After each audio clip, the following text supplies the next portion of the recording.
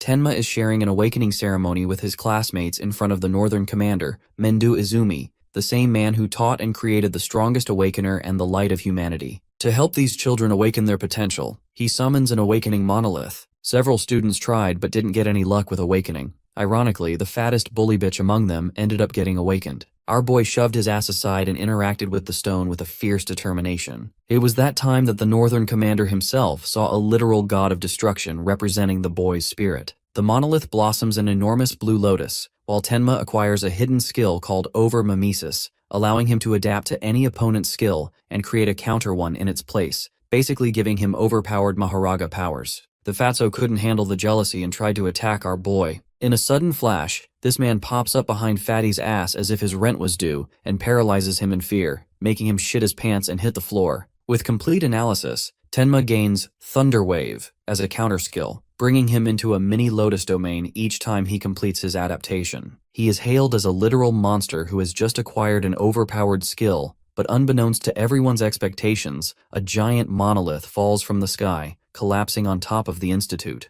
Even with the Northern Commander here, it's going to be a problem. The monolith's descent implies the coming of a powerful disaster beast, so naturally everyone's running. But our boy is literally too angry to effing care. He stands up to business to deal with the threat all alone. He even feels lucky that his first enemy as an awakener is the same type of creature responsible for killing his mother, so this is a truly happy day for him. Keep in mind that he's saying all that shit to a badass skeleton soldier who is literally on fire. Having acquired his new powers, our boy wonders if he should test them out right away. Using Thunder Wave, he rockets ahead with lightning speed, confronting the skeleton soldier. The monster slams its attack, but thanks to Tenma's incredible speed, he's able to not only evade it, but also hammers the gigantic monster with a ferocious punch, refusing to be looked down upon and let anyone else die at the hands of these creatures. Just that one single hit alone puts that thing on the ground, earning the surprise and attention of all his classmates. They're stunned by Tenma's overwhelming strength and wonder if running away is even needed anymore. The same rookie who was nothing a few moments ago suddenly had the ability to annihilate a level 8 calamity beast across a building. The reaction of the supervisor is the same,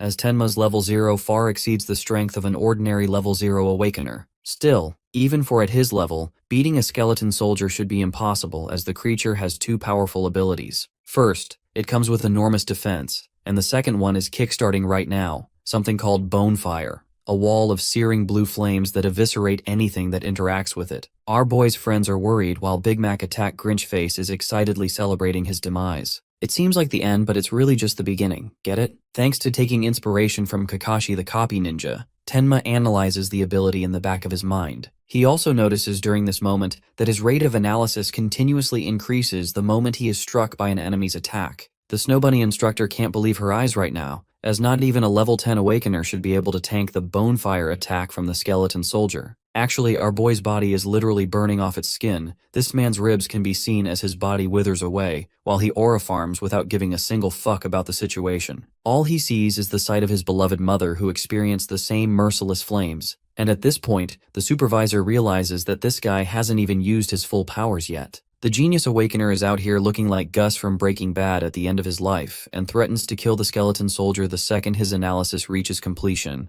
I'm not even gonna sugarcoat how metal this scene fucking looks. His classmates feel bad for always underestimating him. Some of them take notice of the blue lotus surging once more, indicating that the Awakener is about to show off a miracle. Body withering away, Tenma reaches for the new skill, and learns the Black Ice Wall, which can generate ice on the surface of any body to deflect fire-based attacks. At the same time he obtains this skill, the system heals him back to full health, stopping him from withering away from the flames of Itachi's Amaterasu. Tenma understands that he couldn't defeat the soldier with a single attack, but now that he's boosted his stats once more, theoretically he should be able to do it. The gorgeous petals of the lotus engulf his body, replenishing him back to full health, while his classmates cheer him on, unable to believe how this man is moving like Gojo in Sukuna's malevolent shrine to heal his wounds. The teacher is starstruck by the use of his healing ability, even though the kid literally just used a lighting-based attack too. One thing remains clear, this man is built different. He's an exceptional awakener. His self-recovery process makes them wonder if this man can also destroy parts like regenerating his brain or something. While that is an interesting question, for now the skeleton soldier is pissed off and sends another wave of blue flames against him. This time, however, our boy covers his body with a thick metallic piece of ice.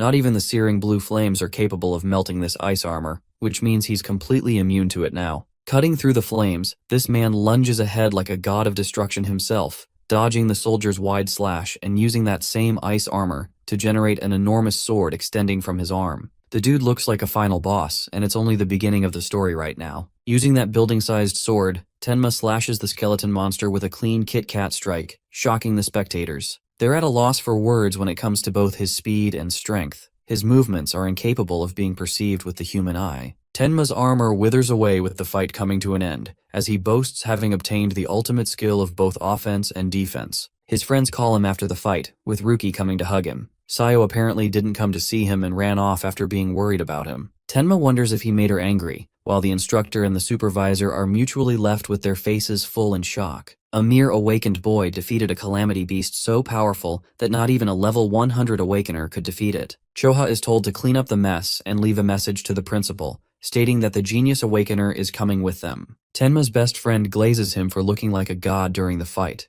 while the supervisor comes along to personally share a conversation. The rest of the classmates all jumped up, knowing that Izumi Mendu might try to make this guy his student. Keep in mind that this man also ended up raising the strongest awakener in existence, Jin Taewa, so he's got high standards too. Bro's friend dashes off to give them some space, while the Northern Commander here commends the boy for his special talent. Tenma doesn't understand what he means, but apparently Mendu has taken notice of the boy's sheer hatred and anger rooted inside his heart. He's curious what made him become such a resentful human. The sob story begins as Tenma shares his tragic loss of his parents. 10 years ago, he was seconds away from being dead meat from a skeleton monster when suddenly an awakener saved him. Unfortunately, he watched his mother wither away before his very eyes as the bonefire flames ate her flesh. She told her son to walk the rest of his journey with conviction. From then on, the boy grew hatred and held that hatred for calamity beasts. He wanted to slaughter them, assuring the demise of the demon of ruin and the rest of his kind. That same hatred surfaces even now with Tenma crying, an interesting detail that Mendu notices. Strangely, his left eye stopped producing tears, but his right one does it all on its own.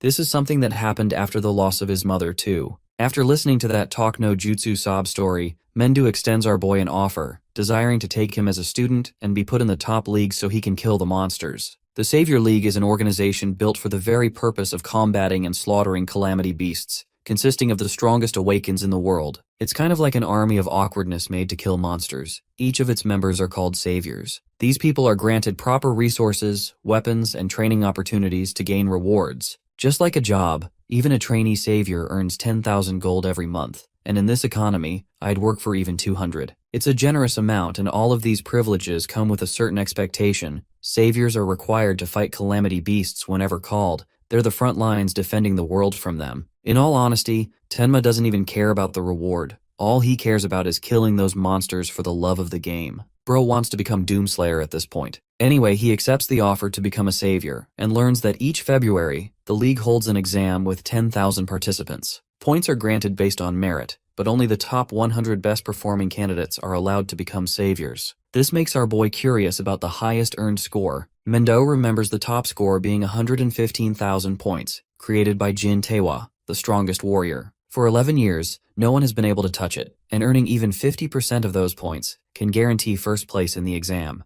Tenma reveres this guy for being the light of humanity and an absolute monster at humanity's disposal, but Mendu assures him that comparing his talent to Jin Taewa is unwise, as he's in a different league of his own. However, our boy's got Asagi's ego from Blue Lock and intends to smash that record, surprising Mendu with his words. It reminds him of his conversation with Tiwajin, his student, who expressed that someday, a human will come to surpass his talent. It seems as if the new son has finally arrived to replace the old. That kind of potential rests in the boy before him. In the next scene, they find themselves at the stone monuments, the ones responsible for creating passages between the two worlds. Killing monsters isn't enough. One has to get rid of the monuments too, or else they'll keep spawning. The building in front of them is built specifically to isolate such monuments, preserving them but making sure calamity beasts don't escape either. They can act like tests for new saviors for training purposes, making it a training facility. In the League's terms, it's called a stage, and the monsters inside are considered uncontrollable too.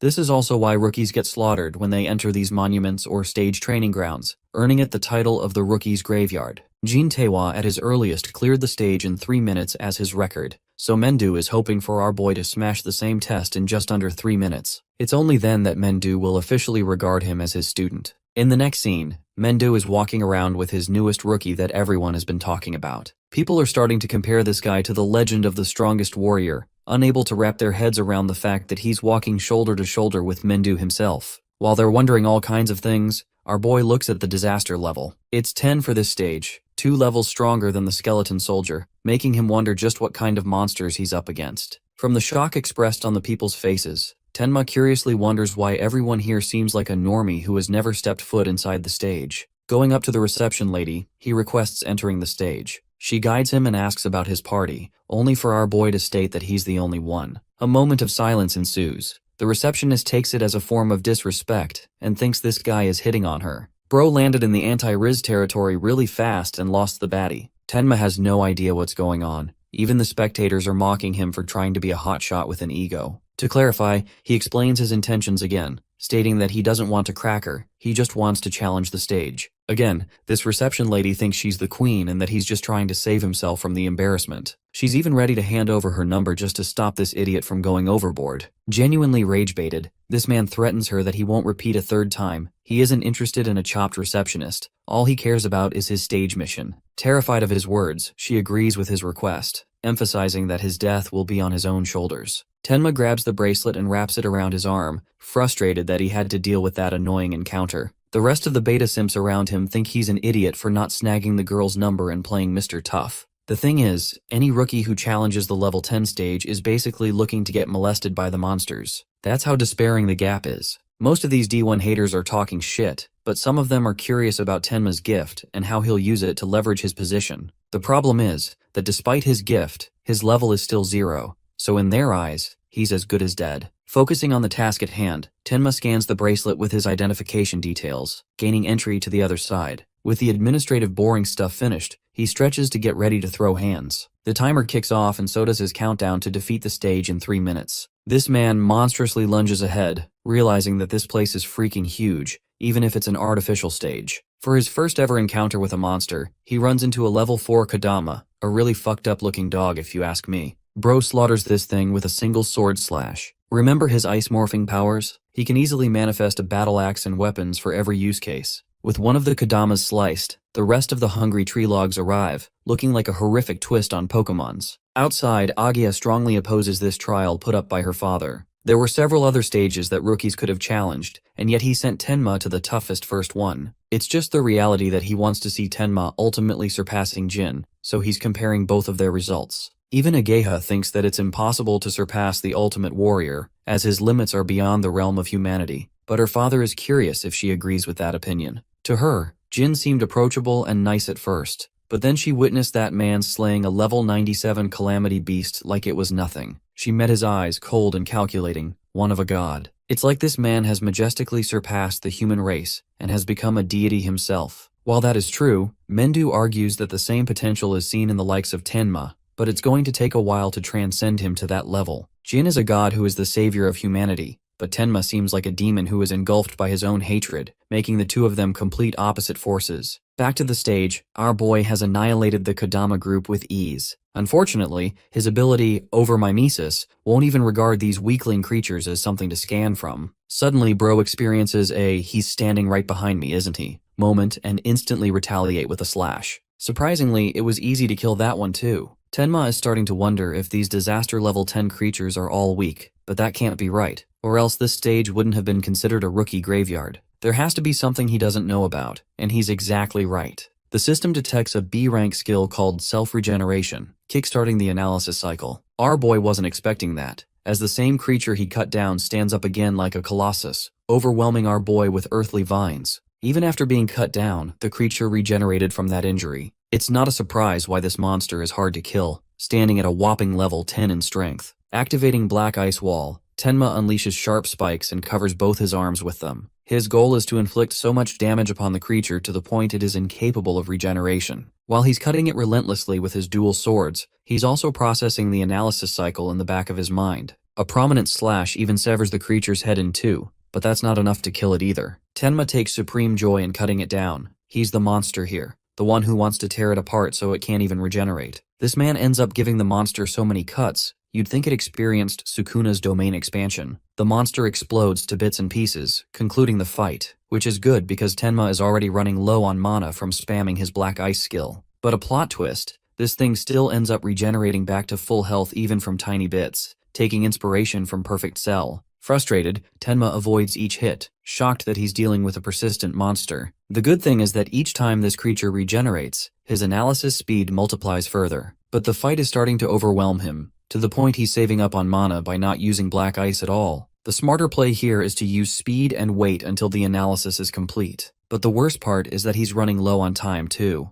Saying fuck it we ball, he activates Thunderwave alongside Black Ice Wall to utilize last-minute/attempt. Tenma cuts through the creature's vines, forcing it to regenerate many times to speed up his analysis process, because if he runs out of mana, he'll be killed on the spot. Then again, if this is his level, then he's fine with dying since he would be a shitty imposter. Mustering one last slash, Tenma unleashes his fury to try and cut the creature's head. Unfortunately, the jig is up, his mana has run out, and the second it did, he ended up getting more holes in his body than a slice of cheese. This is his final chance as the mimesis process reaches completion. It's the only thing that doesn't require mana from his arsenal. The moment it reaches completion, the Blue Lotus spawns again, acquiring Lotus Burst from self-regeneration. The monster does its best to try and sever him again, but the Lotus Burst effect is currently activating, detonating all surrounding mana into an explosive destruction. As per the completion of mimesis, all wounds that hurt Tenma end up getting auto-healed. The monster watches in shock, and the moment our boy claps his hands, the Lotus unleashes literal hell. The destruction incinerates everything in the surrounding area, reducing the creature to ashes. By the end, Tenma appears wounded from the outburst of his attack. This was his final trump card in the fight.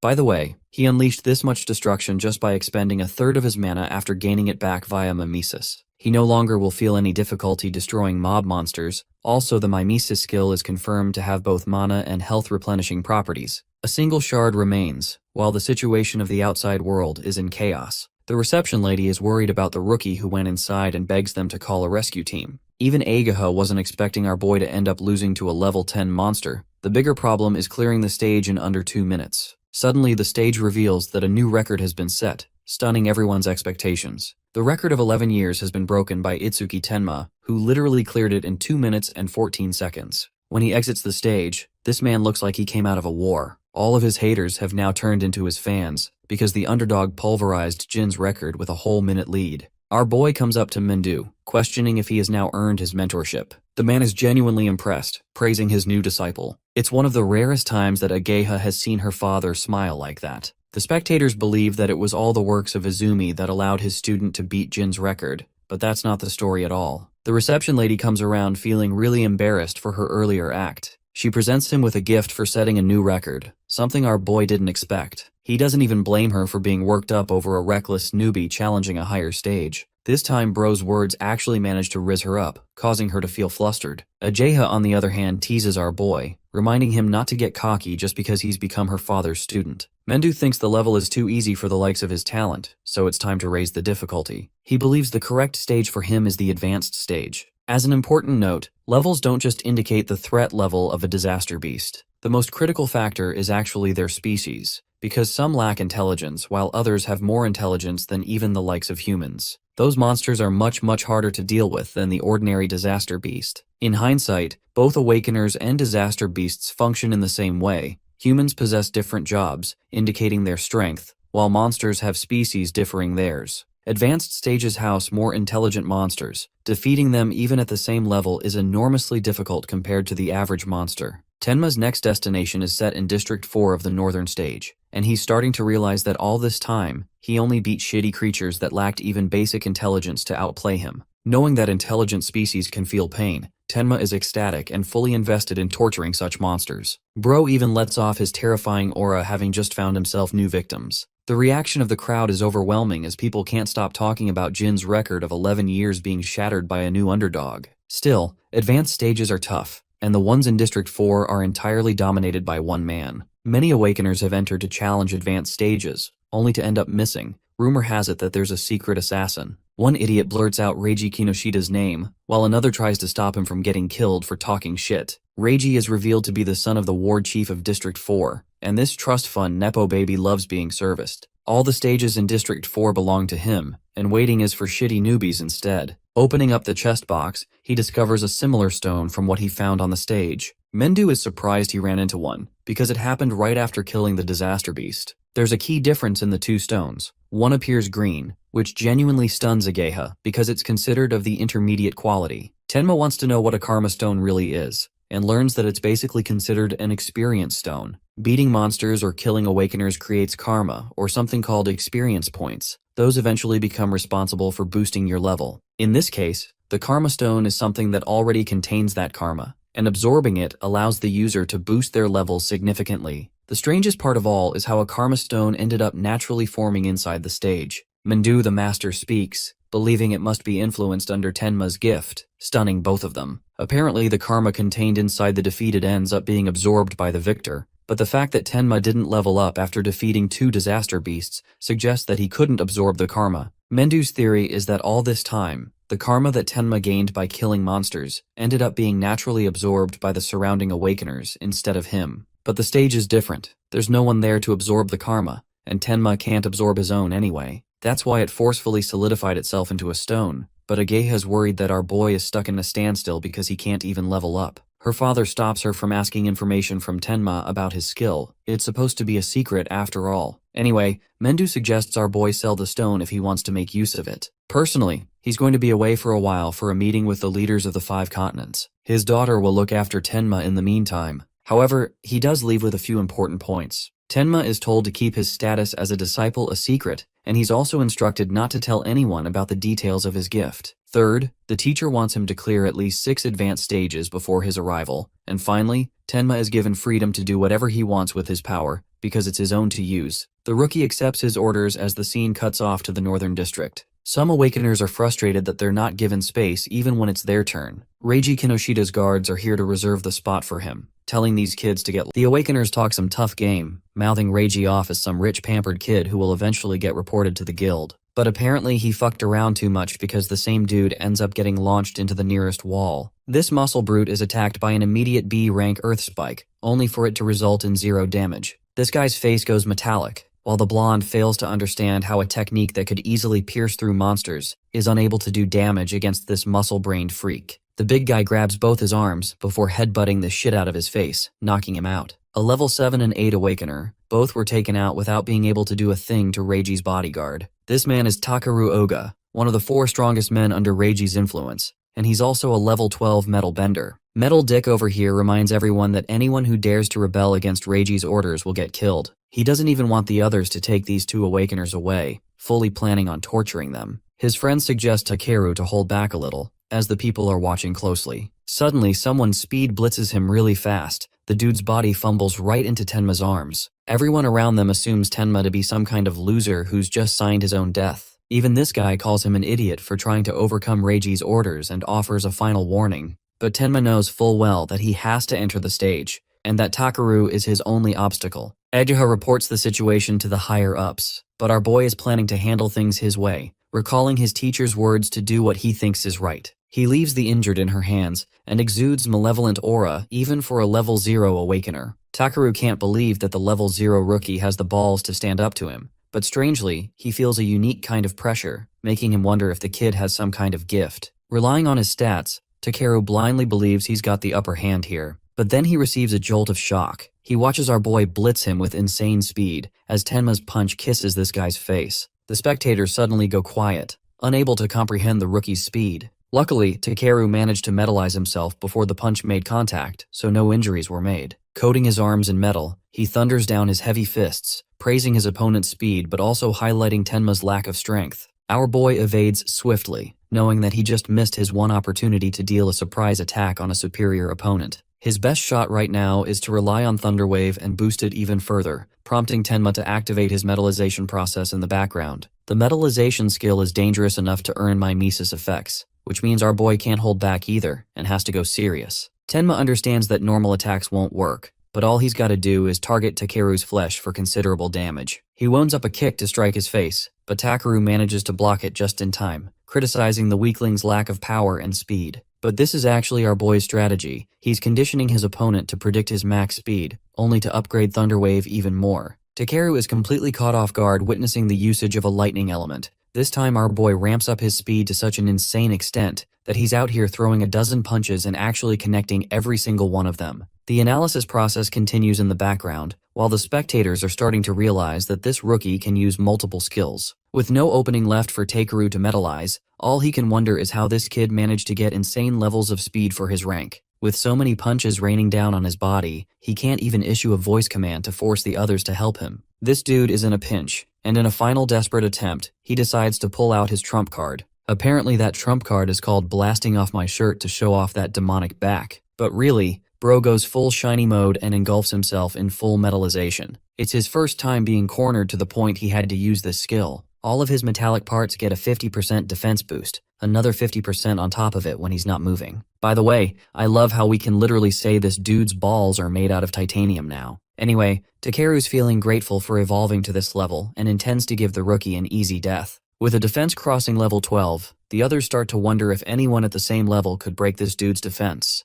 But that won't matter in a minute or two, because the analysis process is nearly complete. Our boy casually points out that Takeru invested all his points in defense, completely forgetting about his mana stats. Takeru acts like he's talking shit, but deep down, he knows the rookie is right in his assumption. Tenma assures this guy that he's got no interest in forcing his mana to deplete. Instead, he'll end the fight in an instant. The Blue Lotus spawns, creating another evolution in Tenma's power. The gorgeous lotus blossoms and dazzles the spectators, though they've got no idea how this pretty thing is gonna beat Metal Dick. With its completion, Tenma earns the Clear Orb Piercing True Sphere. It's a defense-ignoring ability, guaranteeing damage. The only problem comes with range and speed. It's far too slow, making it easy for people to avoid that. This forces Tenma into a situation where he has to time the track, to rip apart the very defense that Takeru is so proud of. With the skill activated, our boy's stats increase even further as he casts the creation of a piercing orb. Even at this distance, Tenma confidently challenges his opponent to dodge this upcoming attack. Watching Tenma's performance has caught the cheer of the spectators,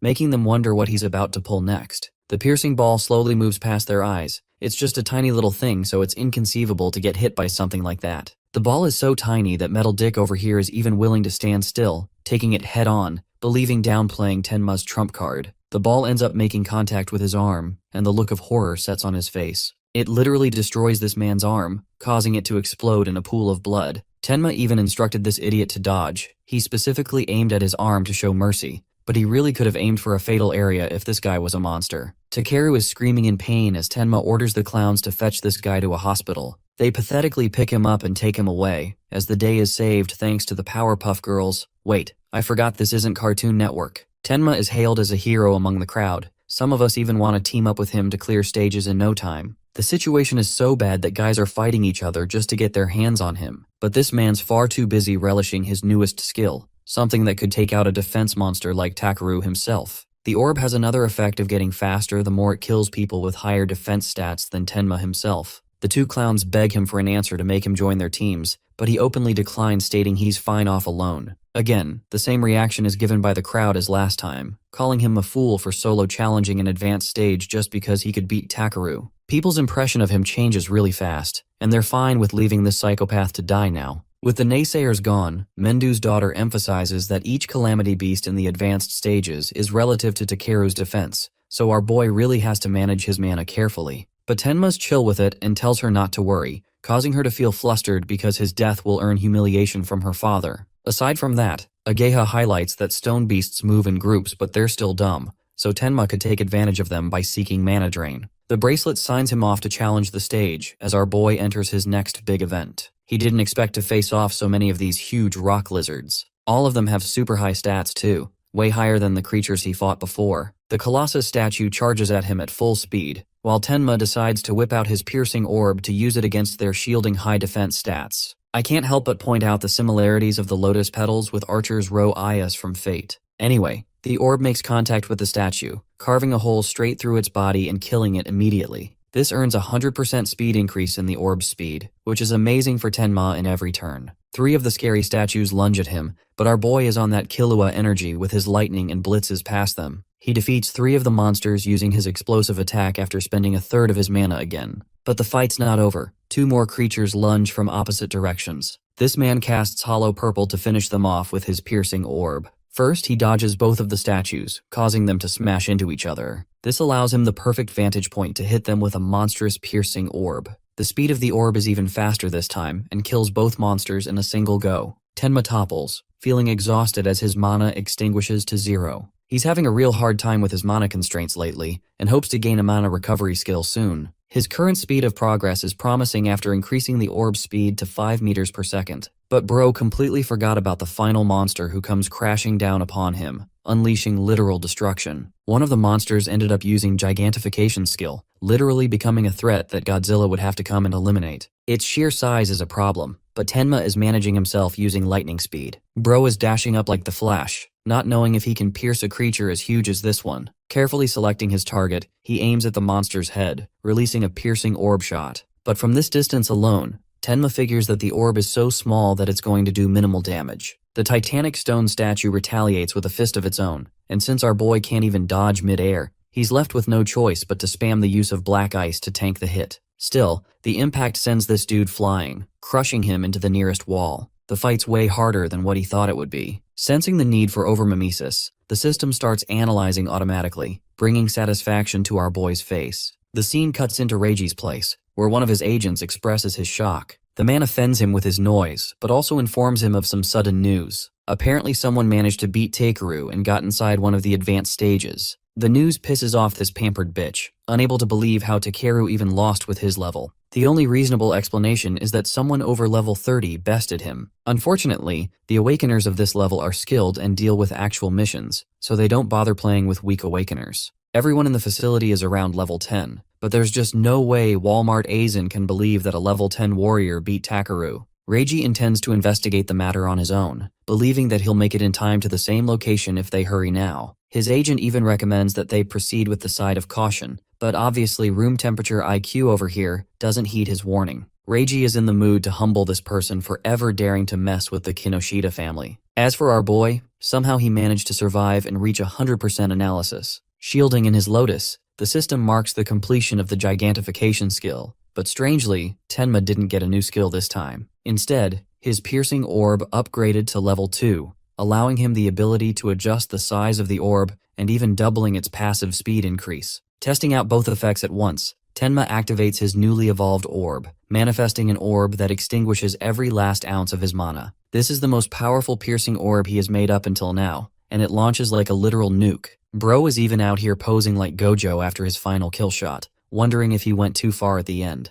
The defeat of the stone golem marks another step in his progress. The orb's speed has boosted up to 7 meters per second, and if he can just clear the stage 2 more times, he'll end up ramping it up to a car's speed. All this time, the passive effects he's been ignoring are actually proving to be quite useful to him. Lotus Burst allows for greater utilization of all his skills, which means as long as he can buff Lotus Burst's passive effect, he'll have enough power to be able to snipe monsters from thousands of meters away. The advanced stage is marked completed in a mere 3 minutes, setting another record and bewildering the other Awakeners. People want to know why and how this guy is a level 0 because it makes 0 sense at all. Then there's him looking like he came out of a shower, no signs of injuries. Even Ageha is impressed, always amazed by him. She praises him for being quick with his completion rate, but that's just thanks to the help of the piercing orb he obtained. Strangely, he spots a butterfly lingering around her. It's called a jade butterfly. Ageha is actually a Shikigami user, but I'm too busy noticing those curves to care about the butterfly. No one ask me the color, please. He interacts with the cute thing, calling it beautiful, and directly asking Ageha about the kind of jobs regular Awakeners even have. She's shocked that he doesn't have any basic knowledge of that.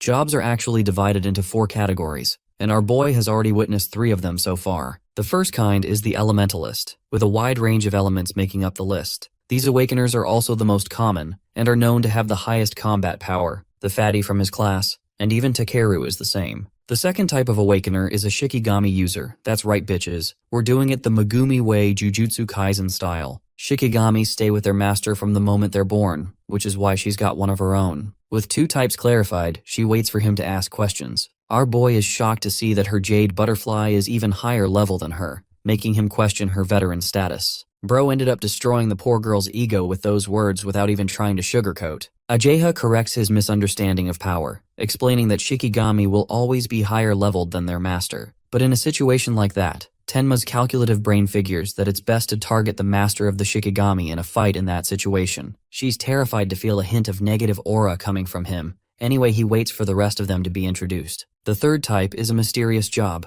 with minimal information available on it. It's the one that our boy has, the type called Order Breaker. The problem with the individuals bearing this type is that each of them have different abilities. The Blue Lotus Tenma differs from Awakeners who can shift size or even create shadow clones because Naruto's here too. Skills possessed under each job category are ranked from C to S in 4 pyramids of strength, but Order Breakers are classified as having Z category skills, different from the rest. It's because the Order Breaker class is treated with respect because of their unique skills, and the moment an opponent figures out an Order Breaker's ability, they lose their biggest advantage. It's the very reason Mendu, her father, insisted against Ageha inquiring about our boy's abilities. Tenma's irregular among Order Breakers too, because from her personal confirmation, she saw him utilize 3 different skills, 2 of them related to elementalists. Tenma's starting to get a little bummed out that she keeps talking about him, so he directly inquires about the 4th kind of job that he hasn't seen. This one, she refuses to mention a word about, calling it punishment for this man keeping everything to himself. Before leaving, Ageha asks about his intentions from here on, and learns that Tenma will spam clear the same advanced stage more and more. She reminds his dumbass that stages have their own cooldown periods, so he won't be able to access it for at least 2 days. It's a real hindrance that cooldowns exist,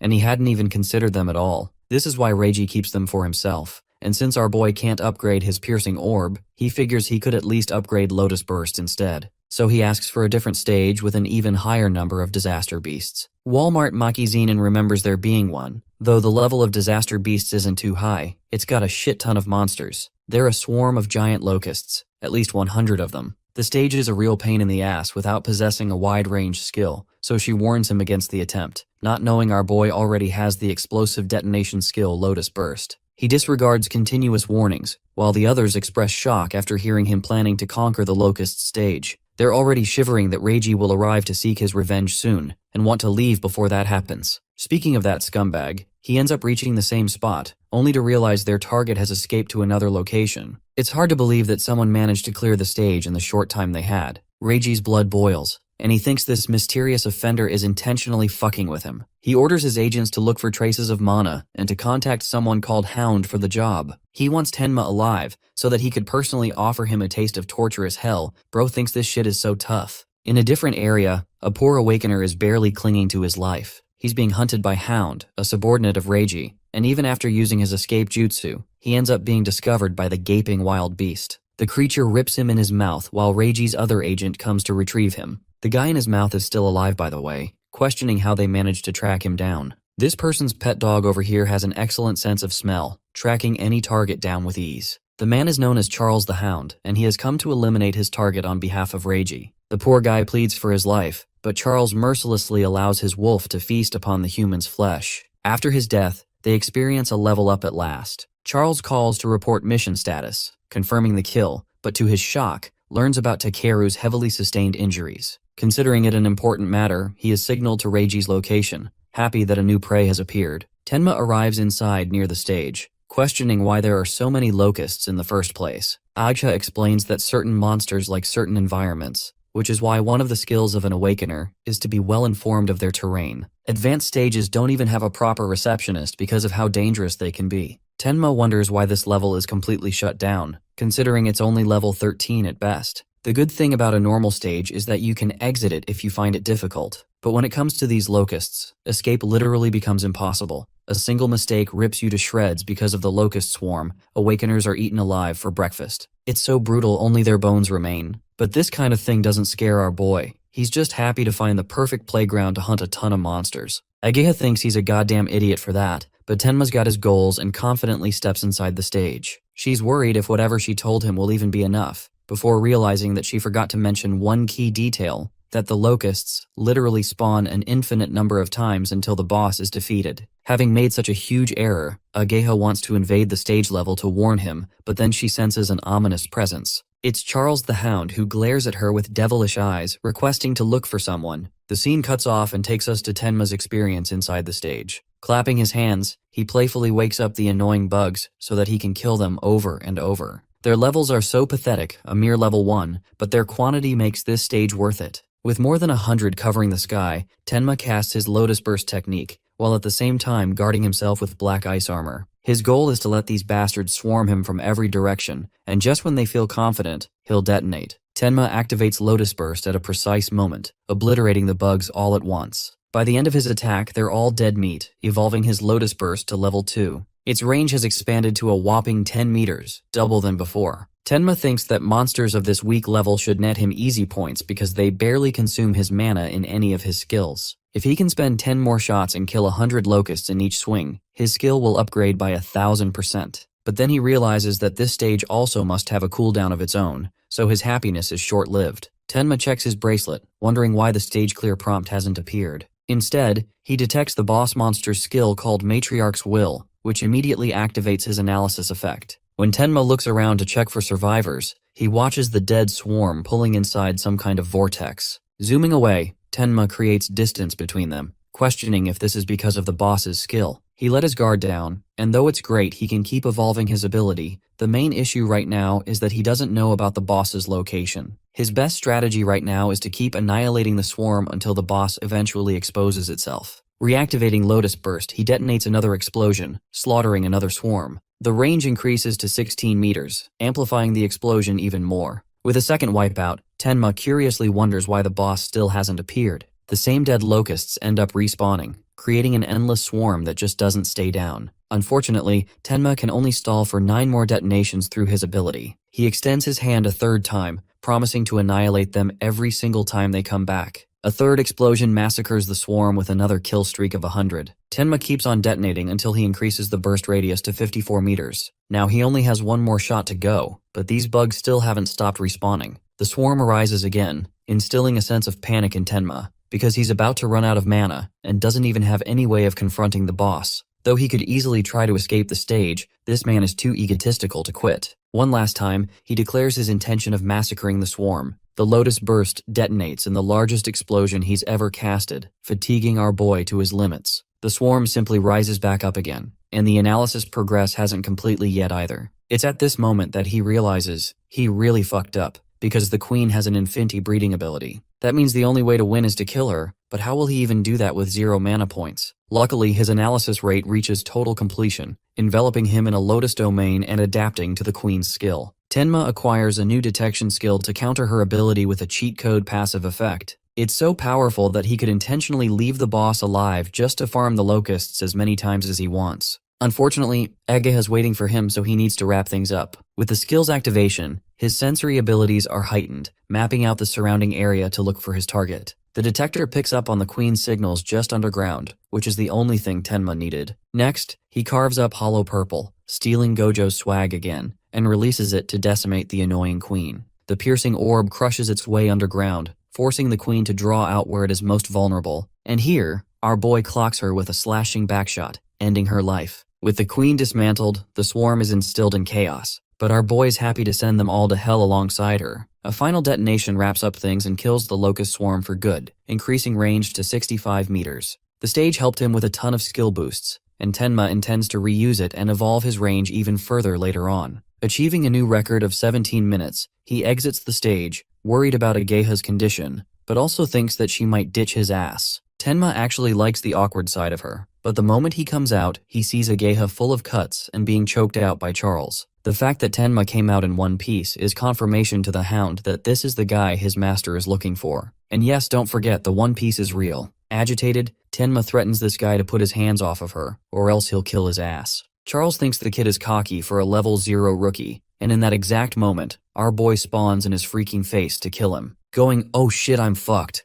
Charles summons his wolf Shikigami to block the attack. The creature successfully tanks the hit, while Overmimesis kicks in again. Tenma realizes right away that he's dealing with a Shikigami user, while Charles analyzes the situation. The fighter in front of him excellently maneuvered with high speed. It's clear how Takeru lost that fight. But the big leverage Charles has over Takeru is a free hostage situation through the girl. Tenma fears for her life, and getting distracted costs him as the Shikigami jumps in his face. The worst part about the Bite Force of Death is that it can crush any enemy with even high defense stats. To his shock, Charles watches this man erupt with black ice spikes to protect his arm. Tenma even uses his other arm to charge up a lethal kill shot. The piercing sphere annihilates the Shikigami with a single hit, killing it immediately. Now that he has killed death itself, his next target is Charles, who should be way easier to deal with. The experienced Awakener realizes that this rookie is unaware of a Shikigami user's respawning effect. Death has a B-rank ability called Respawn Desire, decreasing its respawn time immensely. Tenma's distracted, so the creature tries to attack him with its gaping sharp teeth. But no worries, because Mana Sense already predicted this outcome. Tenma retaliates easily, stopping the monster once more. His analysis skill is slowly approaching completion,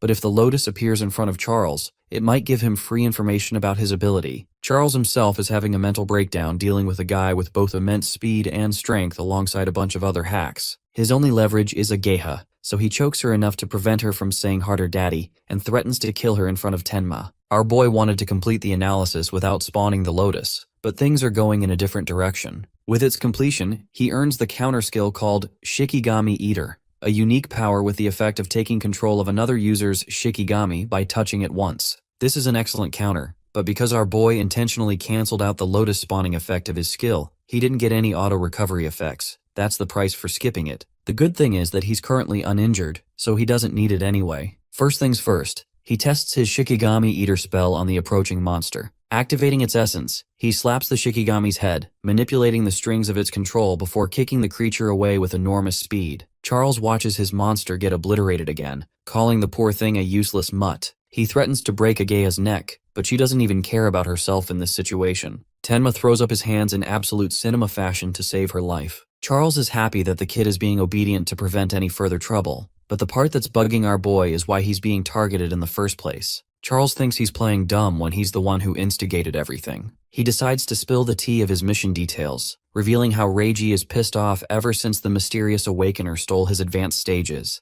That's why he recruited Charles to finish him off. Hearing Reiji's name for the millionth time bugs Tenma, who thinks the two of them really need to have a talk in private. Charles assures him that they're already headed in that direction, since he's going to use his pet dog to cut off our boy's legs. And this time, if he uses defensive ice, Charles will snap Ageha's neck. He gives the monster an order to torture his prey, not knowing that the turns have been tabled as the creature bites down its former master. Ageha's balloons are secured by Tenma's thunderwave speed. The hunter fails to comprehend why the Shikigami is attacking him, while Tenma praises his new pet. He's not quite done serving justice for what this bastard did to Ageha's rack. Ageha herself. The hunter has now become the hunted, as he pleads for mercy, even offering to hunt down Reiji for this guy. Tenma scoffs at the shitty proposal, while Charles psychotically unleashes one final attempt to end the rookie's life. His blade grazes Tenma's side, as he signals his new pet to kill Charles's bitch ass in the same way he tortured Ageha. I can't help but remember that one iconic scene from Game of Thrones involving Ramsay's pathetic ending. The Shikigami stares its meal down, as the once ruthless hunter whines like a pathetic animal. Death opens its jaw wide and ultimately ends Charles's life, bringing satisfaction to Tenma. While this is happening, he calls out the person secretly watching their fight from their comfortable hiding spot, and urges them to reveal themselves. The spy is caught and exposes himself, but Tenma's still got that bloodlust mode on, so he immediately asks if this dude is also affiliated with Charles. The guy frantically clarifies that it's nothing like that, but Tenma genuinely doesn't have time to spare. He tasks Death to finish up eating and return to him. The Shikigami devours Charles and eventually fades. Even a berserk dog like Death is able to obey Tenma's commands. The blonde fellow is now confident that our boy can help him. Iberia shares his name, praising Tenma for his super sick moves back there. He already knows him as the guy who took down Takaru, and he has a proposal for Tenma in exchange for karma stones and weapons. Rejecting all of those offers, our boy simply walks away, ignoring him. Not a single Awakener could do what he did just now for the reward he could have gotten. A specific type of reward always fits a specific person's situation, just as a blade would benefit an Avenger and medicine would heal the injured. This sparks an idea inside Iberia's head, as he's got the perfect reward for the situation. He understands that Tenma can't speed Blitz right now because Ageha is already injured, and by the time he gets her to the hospital, she'll bleed out and die. To remedy his pain, Iberia whips out a healing item. It's a mystical scroll that actually stops Tenma from walking away. He turns back, his face genuinely showing signs of relief for his friend's safety. This item is promising enough to save her life, so they put her down and wrap her melons with the material. The item is a rare artifact crafted by two different materials from the Shadow and Wood Spirit clans. The rookie has no idea what an artifact is, so Iberia explains their logic. Modern weapons of humanity don't do crap against creatures of destruction, especially guns. The good thing about crafters is that they can forge new weapons using monolith or disaster beast parts. These crafted items are called artifacts. They're ranked in 4 rarity classes, ranging from common to rare, epic, and unique. Common artifacts are your average basic weapons, capable of hurting ordinary disaster beasts and awakeners like the longsword. Rare artifacts boost the user's stats like an aqua blade. An epic artifact, and mind you this red blood sword is cool as heck, end up boosting stats and provide special effects. Finally, the one to topple them all, ranking the highest category is the unique class. These come with unique skills, such as the holy sword. Crafters can't be compared to fighters, but they're hard to find. The awakeners are always indebted to them for their excellent work. Tenma pieces together that this guy's father is a crafter. In fact, he's not your average crafter either. Across the 5 continents, only 10 unique artifacts have ever been produced. And guess what? This guy's pops produced 3 of those freaking artifacts, earning him the Artisan King of the North. I didn't know Truck-kun isekai'd Jon Snow in here too, but our boy doesn't even give a single crap, turning towards an object of his own interest. He inspects the crossbow he picked up from Charles. It's an artifact too. Iberia is stunned that even after that amazing story, this dude didn't even give a damn about his pops. The crossbow is a rare artifact. Unfortunately, there isn't any ammo, but Iberia explains that some weapons generate their own ammo. To Tenma's shock, the weapon vanishes in thin air. This is also another quality of certain artifacts, who are soul-bound to owners and end up automatically returning to a subspace dimension. Tenma finds this information neat and thanks this guy for healing Ageha, saving her life. He's indebted to him for any favors in the future, and intends to personally handle Reiji after this.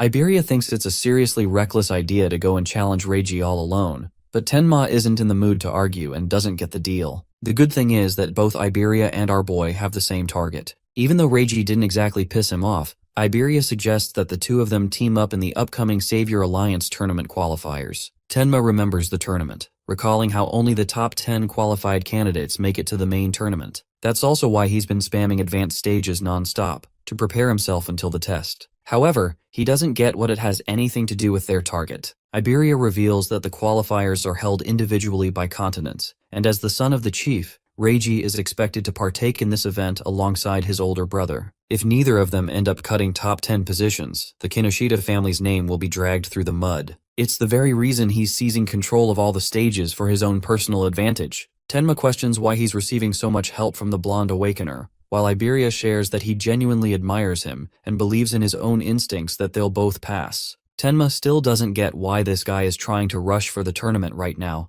prompting the warrior to look for a deeper reason. Iberia shares that he saw his father work on his crafts since he was a little boy, so he admires his father a lot. His ultimate dream has been to become an awakener, to fight monsters with the tools his father made. Unfortunately, even after awakening, Iberia's father refused to make him a proper artifact, calling him unworthy to deserve his crafts. Despite the endless beginning, the man didn't flinch and told his son to pass the qualifiers if he wanted a weapon. That's why he shares an intense desire to clear the initial qualifiers no matter what. Hearing all of that, Tenma understands that the crafter's son must have a long list of people waiting to team up with him, so there's really no reason why he picked a level 0 guy. Apparently the master artisan installed a condition, stating that if Iberia ends up being carried by an overpowered teammate, then he's not gonna give him shit. Basically, bro's got your average strict Asian dad with a lot of expectations and 0 shortcuts. One other problem is that the strong contestants have already been tipped off by Rage, leaving loners or pre-made parties. Since he's got no one to rely on, Tenma is his best bet,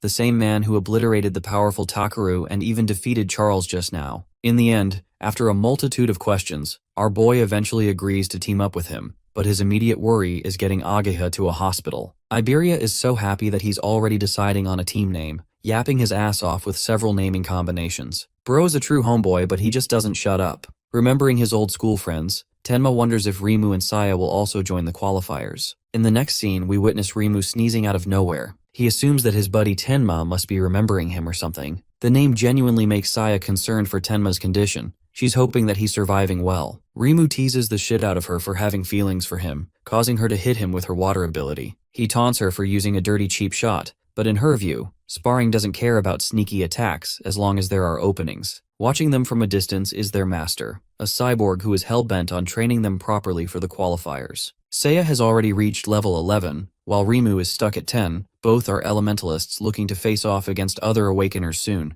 The scene cuts to Reiji's bitch face again, who is starting to get irritated that the Hound hasn't reported back. It pisses him off that they're all useless. while his agent suggests sending a search party. Reiji doesn't care, and highlights the qualifiers taking top priority, because his pops will beat his dumbass if he doesn't make the cut this year. By the way, this guy has already bought nearly 800 contestants, bribing them for the cooperation. All of them are level 5 and above. Reiji likes the fact that his agent is reliable compared to the others, and goes on to consume the last stone to level up his stats. He stands at an average level 12 thinking he's the top dog, and wields lightning as his element. In the next scene, we find our boy apologizing to his master for failing to save Ageha in time. The Northern Commander entertains the idea of killing Reiji with ease, but Tenma doesn't want that, and begs him to leave him alone. Mendu understands and is interested in asking about the details some other time. Iberia, on the other hand, can't even believe his eyes. The Northern Commander is out here acting buddy-buddy with Tenma. At his side, Tenma proclaims his interest in entering the qualifiers tournament, and the commander is okay with that decision. Ageha appears to be holding up well. Her butterfly healed her in the process. Even Iberia helped them out with a rare artifact, inspiring the Northern Commander's interest in him. Mendu knows about the boy's affiliation with the craftsman, stunning his expectations. Iberia decides to maintain his father's dignity and gives off a cool-ass aura farming declaration stating that he's Aiden's father. Yes, you heard that right. This clown accidentally massacred that sentence, disappointing the 3 people, embarrassing the shit out of him. Negative aura aside, Mendu is glad that the kid helped save his daughter and even intends to pay proper respect to Iberia's father after the tournament. With the qualifiers around the corner, he suggests both of them to train, as he's anticipating much from them. Tenma and Iberia are confident in their victory, while Ageha is shocked by her father's vested interest in our boy as of late. The thing about Tenma is that he's got some Batman levels of childhood trauma, which is why he is merciless against monsters. But that same dark impulse of his weakens around the people he cares about. That's one other reason Mendu wants his daughter to stay by his side, to become a person that he values, enough to protect. Aside from that, remember that skeleton soldier that popped up at Tenma's school at the start? Turns out it wasn't a fluke but a proper planned attack. Traitors among humans are increasing, and there have been attacks on other commanders too. Mendu strongly believes that humanity is headed for destruction even now,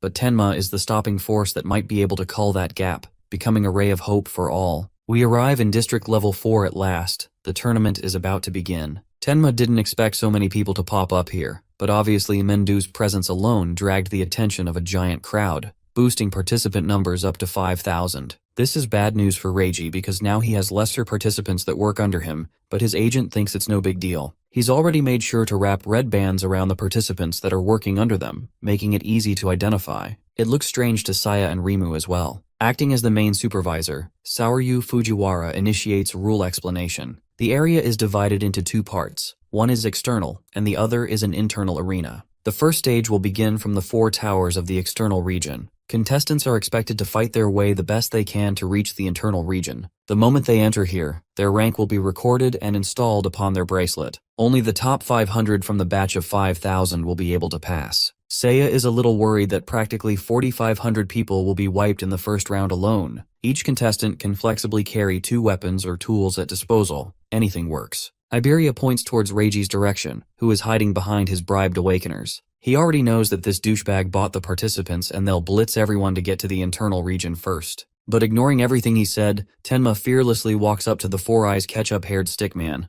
The first stage commences right off, with the examiner Fujiwara expecting much from the youth. A hotter version of Toji thinks that quality matters over quality. This guy's heighten and his stats are yet to be revealed. Back then, he and Jin were the only 2 who bulldozed the competition. Heighten desperately hopes that there's someone like that among the Awakeners who dazzles everyone. But that kind of genius doesn't appear easily, so Fujiwara has low expectations. Heighten recalls the rumor of a boy beating a level 8 monster right after awakening, and turns to ask Mendu if it's true. The Northern Commander confirms this, prompting them to question if the same guy is also partaking in the tournament. Fujiwara is curious to wonder what kind of person he is, so he scans down a list of options from the school. Both Rimu and Saya are eliminated from his guesses, leaving Hana Hanyu, a wood specialist with a crazy level 16. She seems like a prodigy, but Mendu's lack of answer indicates that all those guesses are false, even though Hanyu is the top rank here. Heighten interestingly asks about any level 0s around. There's at least one every year, who ends up getting smashed by the competition. Speaking of a level 0, Reiji ridicules the rookie trying to challenge him,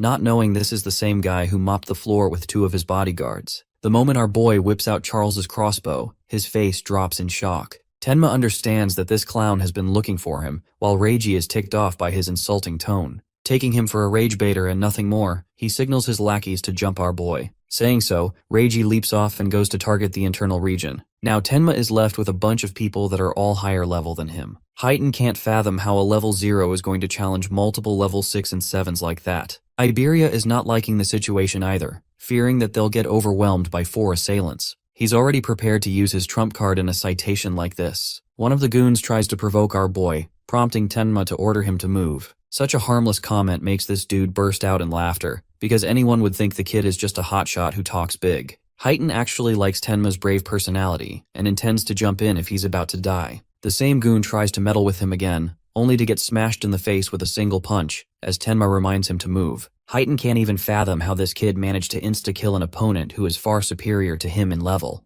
The surrounding fighters intend to incinerate the looming threat while Iberia can't even defend his friend. With an attack so massive, the rest of them believe that the rookie has to be cooked after that. But this man doesn't even get a scratch and impresses everyone with successful defense. His defense stats for Black Ice are shooting up for each successful attempt. They can't believe he blocked using the water element, while Tenma dares them to try the same move again. Insulted, this guy repeats his B-rank flamethrower skill at full intensity. Meanwhile, our boy just stands there and thanks the entire hit. The fire elementalist expunged so much of his flames that he even suffered backlash and drained all his mana. He thinks this move is going to be the end of Tenma, but this man appears unscathed using a gauntlet of black ice, having made new discoveries. The rest of the group is now in genuine trouble, because not even the strongest attack posed any damage. They hit him with numerous fireball strikes, but again, nothing injures him at all. Then they switch approaches to drain his mana. But this man closes the gap and speed blitzes them immediately. In a contest of strength, he obliterates another Awakener, defeating another one. The final 2 are Lightning Warriors. For these guys, he even warns them that they won't be able to escape.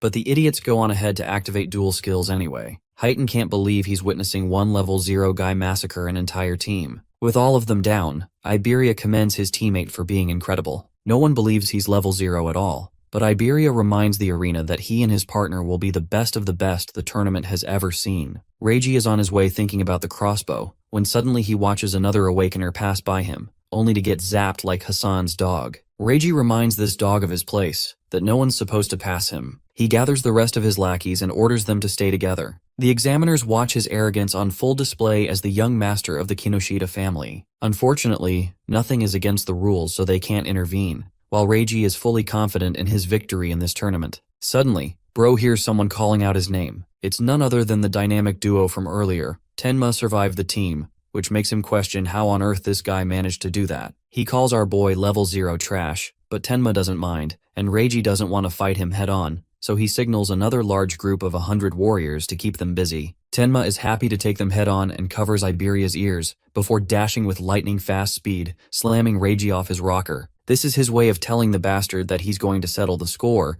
and he won't be letting his prey escape until that happens. Seiya and Rimu are having trouble but end up reaching the inner circle. Ui and Ahagami are 3rd and 2nd place respectively. Hanyu sits at the top, dominating the leaderboard. She's out of their league, but Iberia actually ends up reaching 6th place shortly after spouting Tenma's name. The man of the hour is still on the battlefield, intending to farm a party of 100 instead of just heading towards the completion zone. Even the examiners can't tell what this guy's deal is. Heighten is starting to wonder if this man might actually cook all of them. Reiji considers our boy a pest who has become an eyesore he can't ignore anymore. But it's 100 men against 1, so the odds are clearly not in our boy's favor. Tenma's top priority is avenging Ageha. The tournament be damned. The onslaught begins as the army of Awakeners charges at him, but our boy doesn't even flinch and takes down the first assailant, one shooting the first dude. The rest of them are starting to doubt his level 0 status, while Tenma activates Lotus Burst to send the battlefield to oblivion. The whole world is watching his skills right now, even those who have already completed the zone. The examiner can't believe the insane radius of the detonation, while Ageha is impressed by his recent evolution. But this man's only goal right now is the punk who started a beef with him. He just insta-killed 100 party members, so Reiji is all that's left. Tenma walks up to him, as this guy still has the audacity to assume he can win this fight just by shouting really hard. He unleashes his ultimate move, the Thunder Cannon. Tenma initiates the analysis process and gut punches this man to the ground, reducing him to a lowly insect. Reiji begs his assistant to save his life, who willingly breaks the rules and enters the tournament. He's actually a level 35 Awakener, so Heighten is interested in taking him out immediately for invading. Our boy can tell that someone is approaching at high speed, but it's more than one person. The agent was about to get him when Heitan smashed him to the ground, urging Tenma to continue where he left off. Tenma stares down the dog who pleads for his life, but before he can finish his sob story, Bro pulverizes his head, finally avenging Ageha, his waifu. The analysis process is paused by him so he can save it for later, but a peculiar voice draws his attention. Seiya and his friends welcome him to come inside. She's out here ovulating for this man after watching him massacre those awakeners. And that's how he reached the inner zone in 7th place. Iberia and Rimu are having some serious bro-level beef. Both want to claim their top spot as Tenma's ultimate buddy. They yap at each other, ridiculing and rage-baiting to the best of their abilities. The examiner concludes the first stage, and explains that the contestants are supposed to fight monsters in the second stage for 1 hour straight.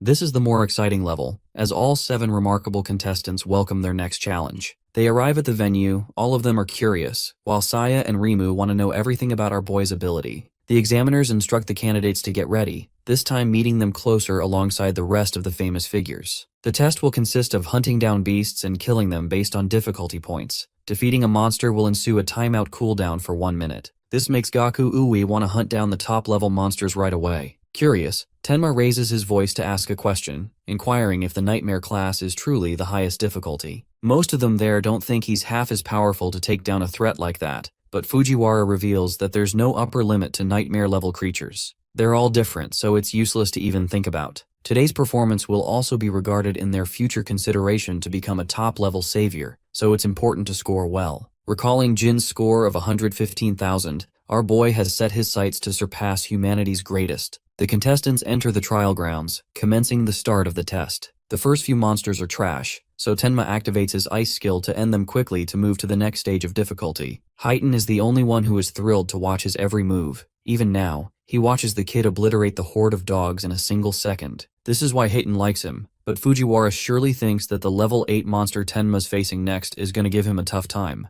It's obvious for anyone to struggle at that level, but Mendu doesn't want these guys to focus on his student, so he shifts the conversation to ask about the other students. They're all doing fine. The only person giving Tenma competition is Hanyu herself. As for Tenma's fight, Bro takes the flames like he always does and emerges scratchless. He cuts down the creature in a single slash, one shooting it in 5 seconds and earning 500 points. Heitan wonders why he didn't just kill the monster immediately, while Tenma is focused on honing his defense stats, which is why he's tanking every hit. The next obstacle is an Aleki Rhino. It's a harder monster worth 1,000 points. Even a single hit is going to instantly paralyze you. Winning against such a creature requires relentless speed, but Tenma casually goes up to it, even expressing interest in the horn. The Rhino slams him away, but this man feels nothing. He keeps on giving his audience a show. Thanks to enduring that hit, his personal stats boost again. Now it's time to end the fight, so Tenma lunges right in and kills the creature within 7 seconds. Fujiwara creates suspense for the next monster, as it's even more fearsome than the last with absurd attack and defense. This creature is considered one of the most ferocious disaster beasts in the preliminaries. This is the Nightmare class Purgatory Giant. But all that glazing does nothing when Tenma one-shots it with his piercing orb, even posing nonchalantly after the kill. He's done playing with his toys and asks the examiners to send in the next Nightmare class monster. Saya Hisagi uses her power to pierce the monster straight through its mouth, planning to annihilate the remaining 2 monsters so she can finally advance to the normal class. As she prepares herself, her system notifies her that she is close to clearing the beginner class. Elsewhere, Gaku Uwe is confident that he will be the first to reach the normal class, while Hana Hanyu decides to recover his mana before proceeding to the next level. Suddenly, the system blares an announcement. The Nightmare class has been cleared by someone ranked 21st, and in record time. The message shakes all of them. Saya instantly becomes certain that the one who did it must be Tenma. On the other hand, the 4 of them are left in complete amazement upon learning that he managed to instantly kill a level 15 Purgatory Giant. Curious to see how far he can truly go, they decide to raise the difficulty of the challenge. As our boy checks his stats, disappointment washes over him. He had been expecting something extraordinary, but all he received were a few additional points. Unsatisfied, he decides to take down one of the monsters. With just a single attack, he pierces it using his sphere, taking it down instantly. Once again, they are left wondering what exactly the sphere is, and whether it even has a limit. Heitan notices that the scale is filled almost entirely with strength, but at the same time, it carries a major flaw. Meanwhile, our boy now faces a beast whose speed surpasses that of any monster he has encountered before. Heighten explains that purgatory giants are often mistaken for being slow due to their massive size, but in reality, they are incredibly fast. He further explains that because their species contains no mana, their other stats are dramatically enhanced in exchange. The beast manages to dodge every shot our boy throws at it, purely because of its overwhelming speed. This is when Heighten realizes the flaw he noticed earlier. The black spheres can inflict devastating damage, but their flight speed is slower than that of high-level monsters. Still, he observes that Tenma understands battlefield tactics well, as he uses the habit of a purgatory giant's scream as an opening before launching his attack. However, he also concludes that if our boy cannot increase the speed of the black sphere, he won't be able to advance any further. On the other side, our boy begins to struggle as the fight drags on, realizing that the monster can easily dodge attacks launched from mid-range. Fujihara grows worried, thinking that if our boy continues relying solely on the black sphere without any countermeasures, it would mean he has no other techniques left. To their surprise, however, Tenma suddenly starts smiling. He has cracked the code, figuring out how to strike ahead of the monster instead of chasing it. Both of them rush toward each other to launch an attack. The monster swings its massive fist and slams it toward our boy, cracking the entire arena upon impact. Instantly, the staff begins calling the rescue team, knowing that an electric rhino attack is no joke. But soon everyone realizes that the attack never hit him. The monster looks around in confusion, unable to locate its target. From behind, our boy strikes the monster with his black sphere, completely blowing away its face. The battle ends within just 12 seconds. Ageha is unable to believe that Tenma managed to defeat a giant monster so decisively. When the others, Izumi and Fujihara, turn towards her, they notice how worried she looks. A rare sight indeed. She hurriedly tries to brush it off, claiming that she was simply praying for everyone's safety, and that she would have reacted the same way even if it were someone else. Her excessive explanations only make them think that she has recently become strangely extroverted. The old geezer turns back to Heighten, wondering why Tenma had been dodging attacks instead of countering head-on. Heighten explains that the protagonist's speed is actually comparable to that of a purgatory giant. Once electricity starts flowing through his body, his speed increases drastically, and with that skill active, a purgatory giant cannot land a hit on him. Delighted, the old geezer declares that the protagonist truly deserves first place. However, our boy has no intention of stopping. His goal is to surpass the strongest human, Jin Taewa, and taking a break now would only mean losing progress. Without hesitation, he continues fighting the purgatory monsters one after another. The old geezer recalls that even Heighten managed to reach Phase 4 in a single run. Heighten clarifies that he only managed to get there, and no further. Even so, they acknowledge that Heighten himself had his limit at Phase 3. With that thought lingering, they continue watching our boy as he relentlessly fights on. Tenma then devises a strategy to take down the second monster, and his plan succeeds flawlessly. For the third one, however, his approach is entirely different. He willingly allows himself to be eaten by the monster, only to rip it apart from the inside. Our hero clears the purgatory giants in just 13 seconds.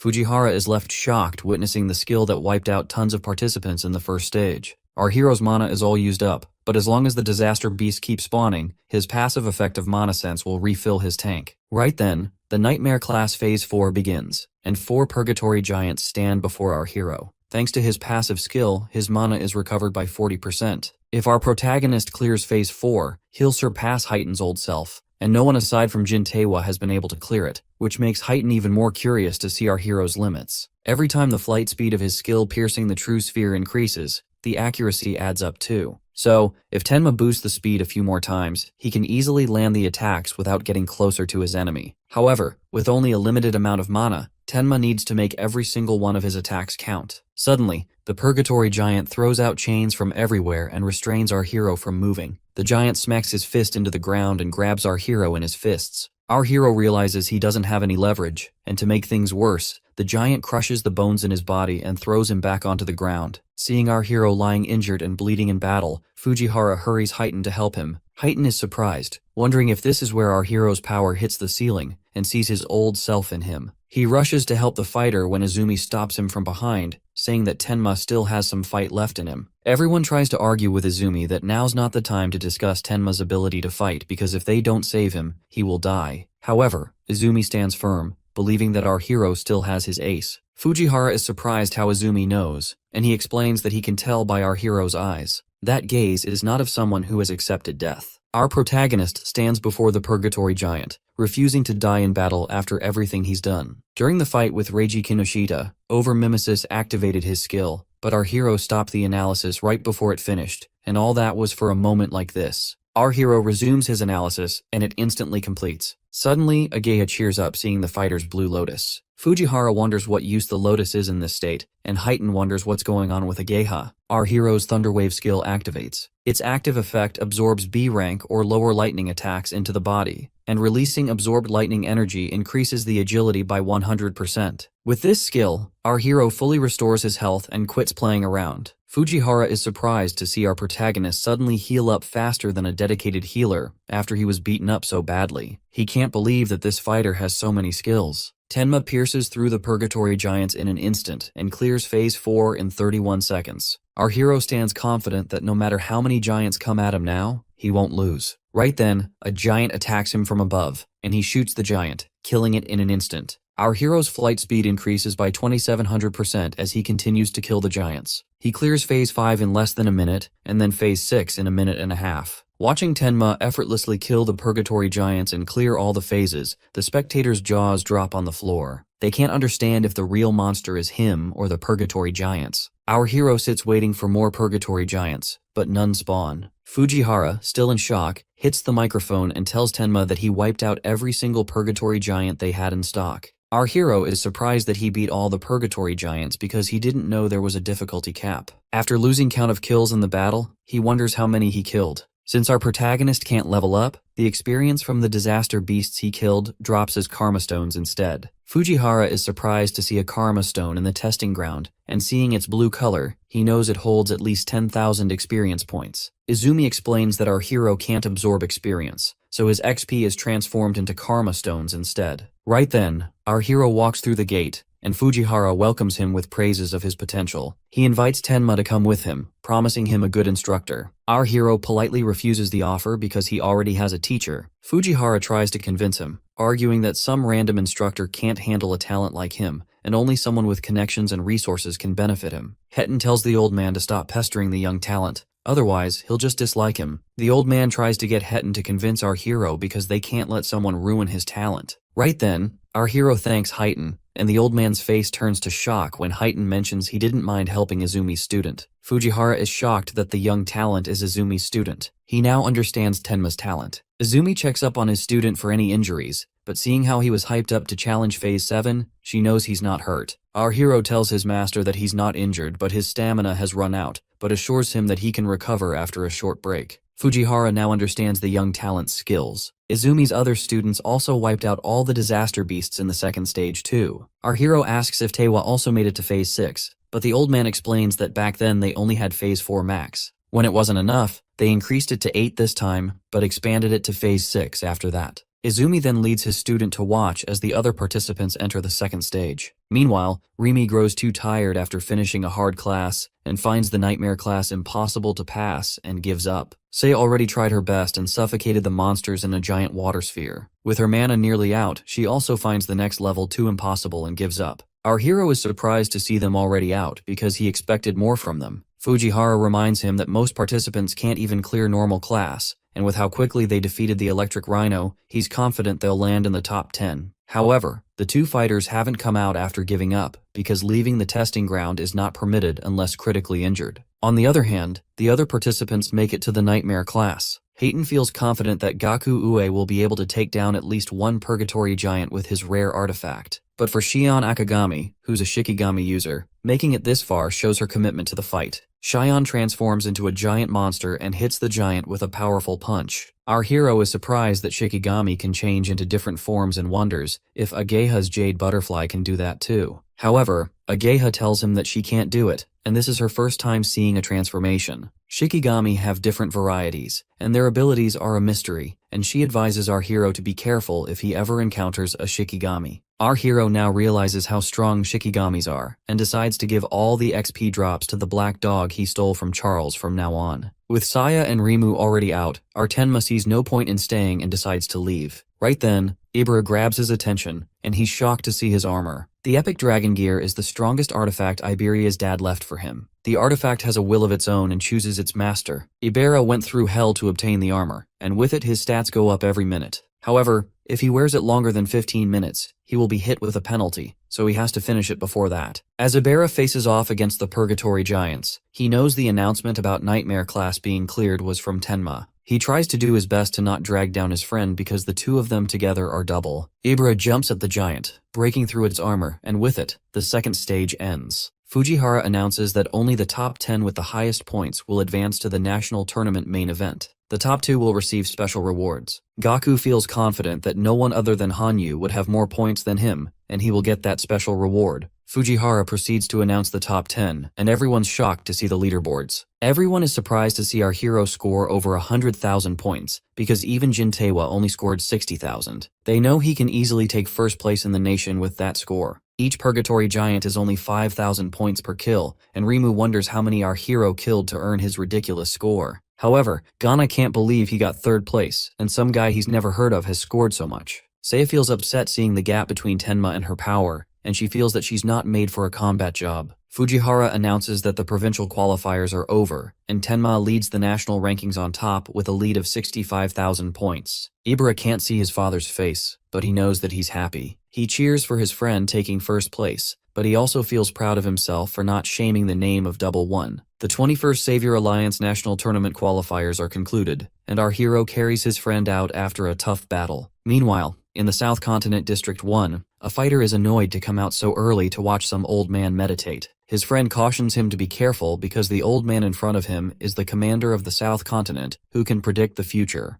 However, the fighter wonders why they only get notified after the barriers are deployed every time, because if Bargar can predict the future, he should be able to tell where the monoliths will fall in advance. Bargar can only predict a small time frame of the future, but the reason he stands beside the heavyweights of humanity like Izumi is because his prophecy is 100% accurate. Suddenly Bargar panics and falls. His followers help him up, and he cries out that the North is in danger. A massive disaster beast is about to attack the northern continent soon, and among them is a disaster beast exceeding level 100. Tenma's stats finally break 1500 points. Normally, each level up adds 50 stat points, so 1500 puts our hero at around level 30 as a normal awakener. Agility and defense can increase infinitely thanks to passive skills, and the mana recovers infinitely with Mana Sense's passive, but the attack power is the only thing our hero has no way of raising, and he wonders if he can. Right then, his friends call him to dinner, and he puts it aside for the moment and decides to figure out a way of getting a skill to boost his attack power later. At the dinner table, our hero finds Ibera missing. Ajaya tells him that she treated him earlier and his wounds are healed, but he was extremely exhausted, so he's still sleeping. Rimu was surprised that Iberia cleared the nightmare class that even he and Saya couldn't beat. Suddenly, Saya is startled seeing something behind. She tells Rimu to look behind him, and a tall figure scares Rimu too. Iberia jumps at the food and starts eating desperately. Rimu scolds him for scaring him and eating at someone else's table. Ibera puts the plate down, which makes Rimu think he wants to fight, but instead, he just takes a sigh after having delicious food. After learning that Rimu made the food, Iberia tells him to quit being an awakener and become a chef instead because he's more expert at that. Right then, Izumi interrupts their meal and asks the saviors what they are afraid of the most. Rimu takes a moment to think about what he's afraid of. His dream is to become a savior and save a lot of money to travel the world and enjoy gourmet food, so his fear is aging. He worries that if he gets old, he won't have the energy to travel the world, and his taste will deteriorate so much that he won't be able to tell the flavors apart. Saya was born into a family of doctors, so she grew up in a hospital. From a young age, she saw so many people suffer from all kinds of diseases. It traumatized her to the point that she feels terrified even when someone has just a normal cold. Our hero now realizes Saya ran away because he sneezed the other day. Izumi tells them that an awakener's life is twice that of a normal person, and they also rarely get sick, so they can let go of their fears now. However, Iberia's fear was not passing the qualifiers, and now that he has, he's afraid of not being able to fight alongside Tenma. After confessing his fear, he pushes Tenma to spill his fear. Everyone thinks that their friend doesn't have anything that he's scared of. Our hero reveals that after his parents died, he was anxious about his survival. His body was taken over by emotions like helplessness, rage, and sorrow until Saya and Rimu appeared in front of him. As he was crying, they walked up to him and reminded him to look up at the beautiful sky instead of looking down. They offer to take him to a hospital if he's sick and food to erase all his worries. His friend's warmth got him out of the negative world, and after that, he met Sensei, Ageha, and Iberia. It made him feel that he gained a family. Our hero confesses that it's been a long time since he felt this kind of relief, and he wishes that this moment could last forever. But above all, he was afraid of living by himself. Ageha gets emotional seeing our hero so gentle and calm and completely different from the chilling vibe he had before. Ibera suddenly jumps to hug him and promises to never leave him.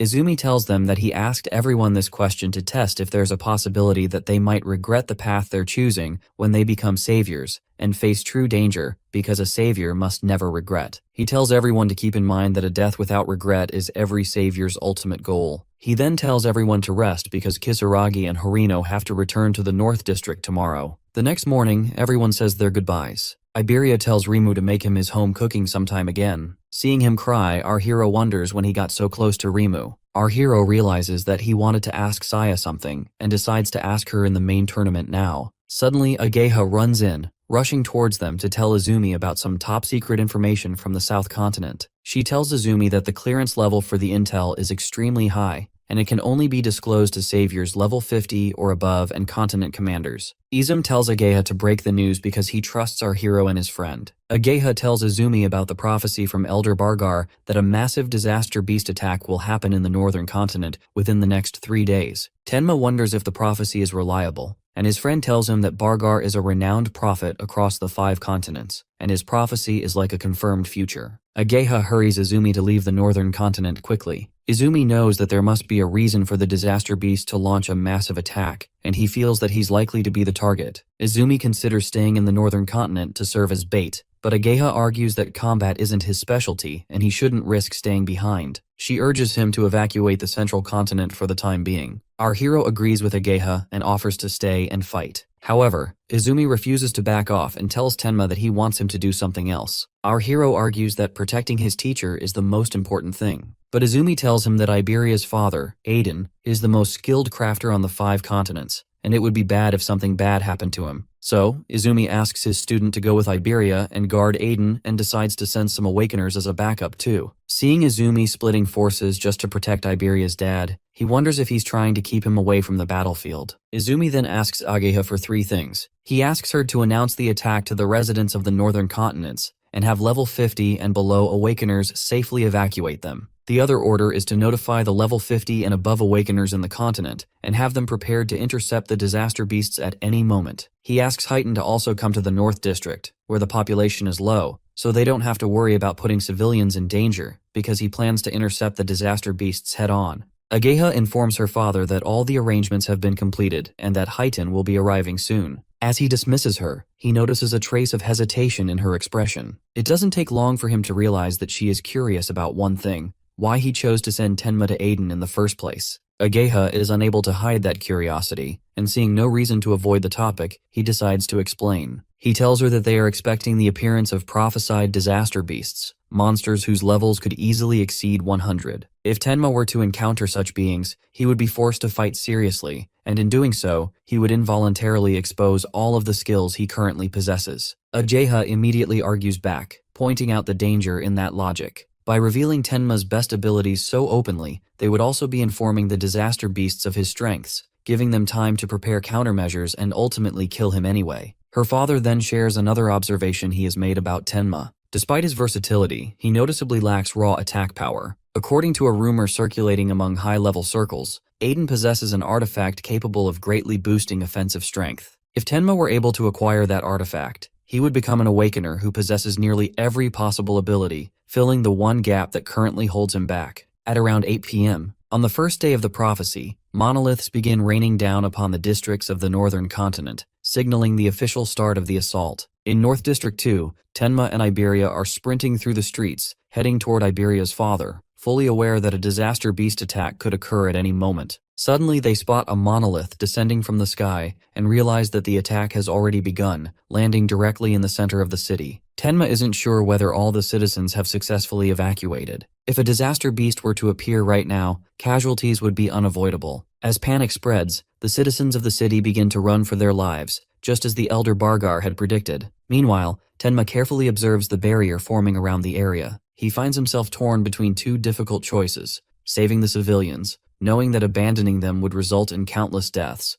or focusing entirely on their mission, knowing that helping civilians would only slow them down and become a major obstacle. He realizes that he can't bring himself to ask Iberia to help with the evacuations. Iberia is clearly worried about his father and hasn't even asked for a break despite being heavily exhausted. However, before Tenma can say anything, Iberia voluntarily suggests helping the civilians first. With that, they quickly change plans, deciding to wipe out the disaster beast within the city before anything else. Inside the city, a flame golem, level 21, has already appeared. Several heroes are desperately trying to hold it off, but their levels are drastically lower than the beast's, making the situation a complete lose-lose scenario. As they exchange glances and assess the damage, they realize they can't do much more. One by one, they decide to turn and run for their lives, all except one water elementalist. The man rushes forward to confront the monster, even though fear grips his entire body. He is practically wetting his pants, but he refuses to show his terror outwardly. Through sheer effort, he manages to take the monster down once. However, as the flame golem revives itself, it lets out a deafening roar and releases a massive wave of flames. At that moment, everyone realizes the same thing. They are about to be turned into grilled chicken. Just as all hope seems lost, Tenma appears and blocks the incoming flames, defending them effortlessly. He immediately instructs Iberia to guide the civilians to safety, while he handles the beast alone. The civilians stare in disbelief at the wall of ice that shields them and frantically ask Iberia if they are saviors. Iberia quickly denies the claim, though he confidently declares that he will surpass Jintewa someday. The civilians, still shaken, lash out at him, calling him a brat despite the fact that he saved their lives. Then their attention shifts towards our hero. They notice Tenma standing there, completely covered in ice armor. For a moment, they wonder if his body itself is some kind of artifact. Some time ago, Izumi had warned Tenma about the black sphere he uses. While it possesses immense power, its casting time is far too long. Against a truly strong disaster beast, its flight speed can't even be considered fast. If the first shot were to miss, the enemy would immediately become cautious, making it even harder to land a second hit. Izumi advised him to avoid using it as much as possible, and only rely on it when it was absolutely necessary, when he was completely certain he could finish the opponent in one strike. Back in the present, Tenma realizes that using the black sphere in the middle of a crowd would only draw more attention to him, especially when people are already whispering about him being a high-level awakener. He decides instead to rely purely on overwhelming force. Activating his Thunder Wave, he leaps into the air and delivers a crushing kick straight to the monster's head, sending it flying into the ground. The spectators are left speechless. A disaster beast is being beaten down by someone who looks no older than a teenager. Many assume that the flame golem must have already been severely injured. However, the civilians who witnessed the fight up close know better. They can't believe that a level 21 flame golem was unable to even lay a finger on him. This only deepens their confusion, making them question who Tenma truly is. As soon as the monster is defeated, Tenma and Iberia immediately flee the scene. The remaining heroes are left standing in stunned silence, unable to process the overwhelming show of power they just witnessed. While running alongside his partner, Tenma reflects on the fight. The fact that an instant kill was impossible against a disaster beast of that level doesn't bode well for what lies ahead.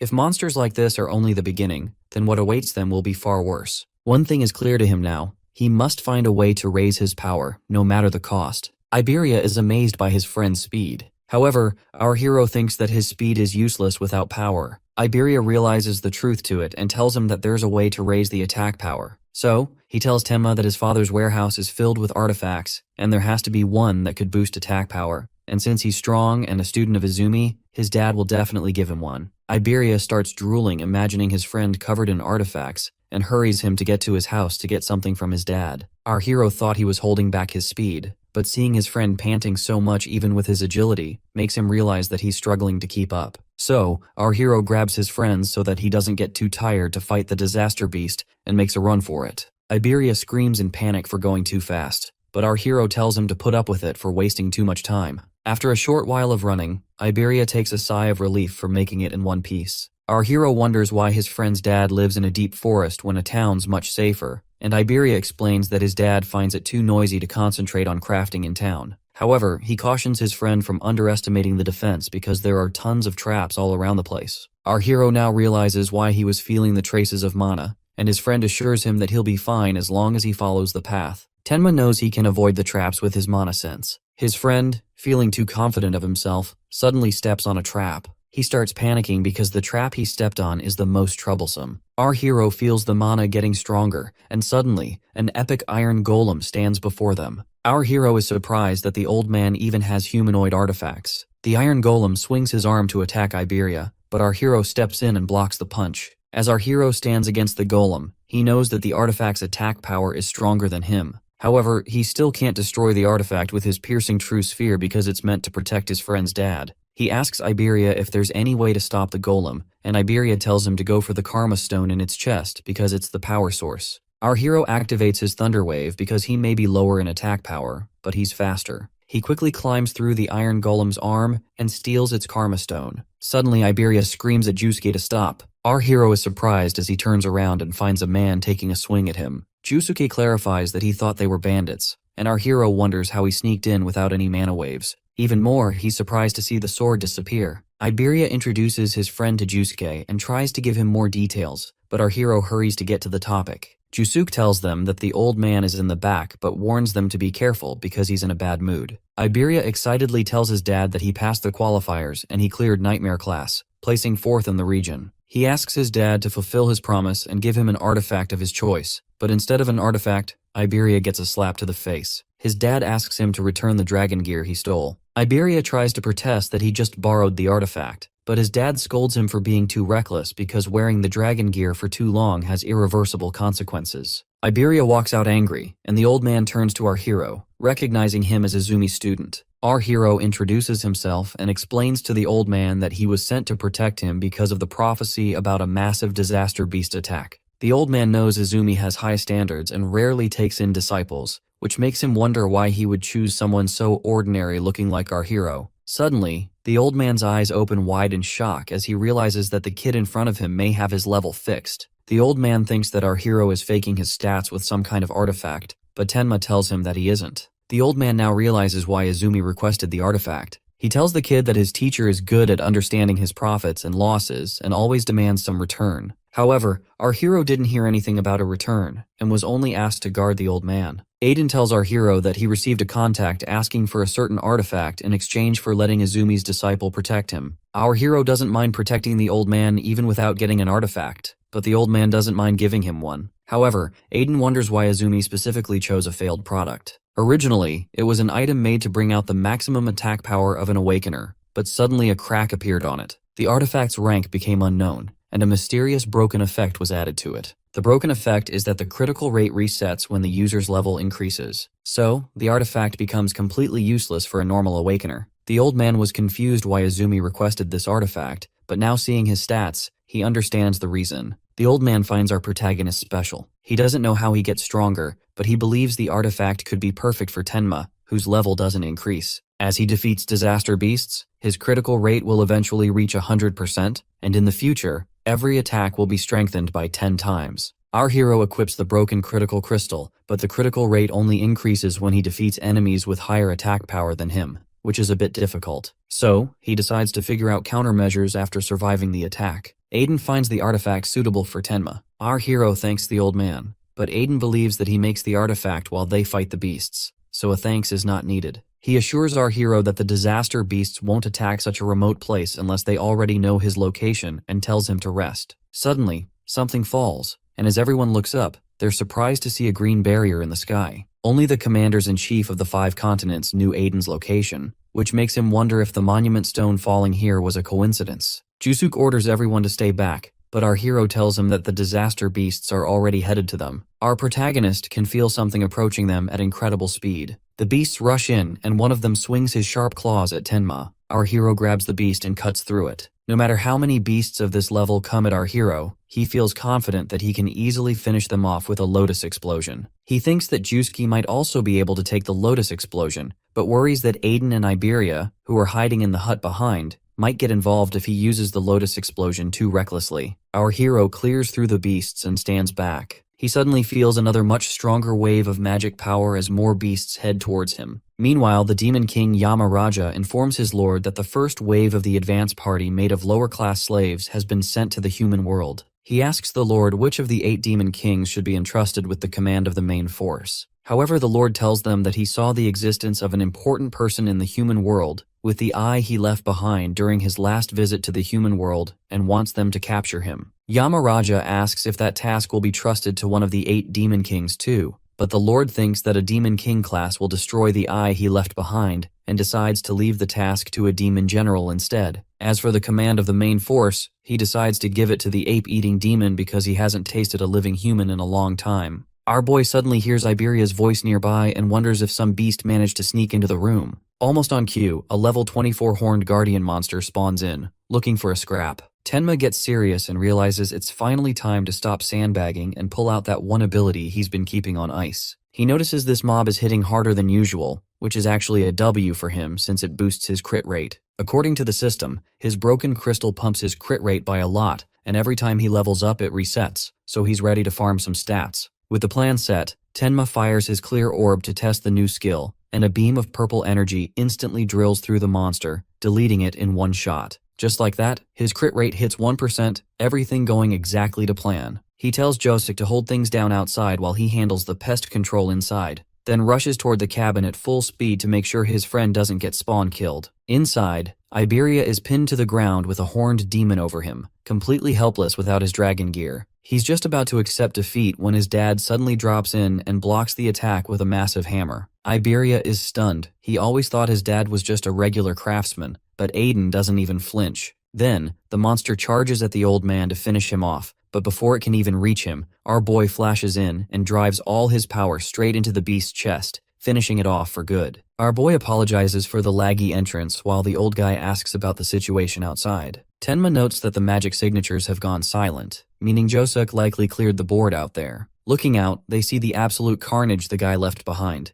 and Iberia is genuinely shook by how much of a powerhouse the guy turned out to be. Joseki is ready to keep the momentum going and solo the remaining beasts in the barrier, but Tenma puts the brakes on that idea. He tells him to stay behind and babysit Aiden and Iberia instead. In that moment, the old guy catches a glimpse of Tenma's eyes and realizes the kid isn't scared at all. He's actually hungry for the fight. Seeing that raw excitement, Aiden decides to trust him to handle the barrier solo. Josek is a bit worried since a green barrier means mobs up to level 26, but our boy doesn't even hesitate. He jets off toward the barrier like a lightning bolt, hyped to finally go all out. Iberia tries to follow, asking Josek to watch his dad so he can back up his teammate. But the old guy shuts that down fast, telling his son to stop being delusional. He tells him straight up that they live in a completely different world compared to Tenma. Iberia tries to argue about teamwork and covering each other's backs, but Aiden hits him with the brutal honesty special, calling him dead weight and saying he'd only get in the way. Those words hit Iberia like a truck, especially coming from his own father. Aiden explains that the normal rules of teamwork don't apply to someone like him, and he asks his son if he's ever actually looked into the boy's eyes during a fight. Iberia has no comeback for that, finally realizing just how wide the gap really is. Back at the barrier, the system pings 5 enemies nearby and instantly tops off our boy's magic by 50%. Surrounded on all sides, he doesn't even break a sweat, telling the creatures to get out of his way before they get hurt. He triggers a Lotus Burst, and the resulting blast is so massive it deletes all 5 enemies in one go, bumping his critical rate up to 2%. Far away, Iberia and Josuke see the forest light up from the explosion and go completely tense. Josuke realizes that the guy's slow leveling isn't about a lack of skill, it's definitely tied to some unique, broken gift he's hiding. Inside the green dome, our boy can feel the vibe shift immediately. The beasts in here are built different. His magic detection gets fuzzy because the barrier is basically a signal jammer, but he remembers his master's guide to color-coded danger.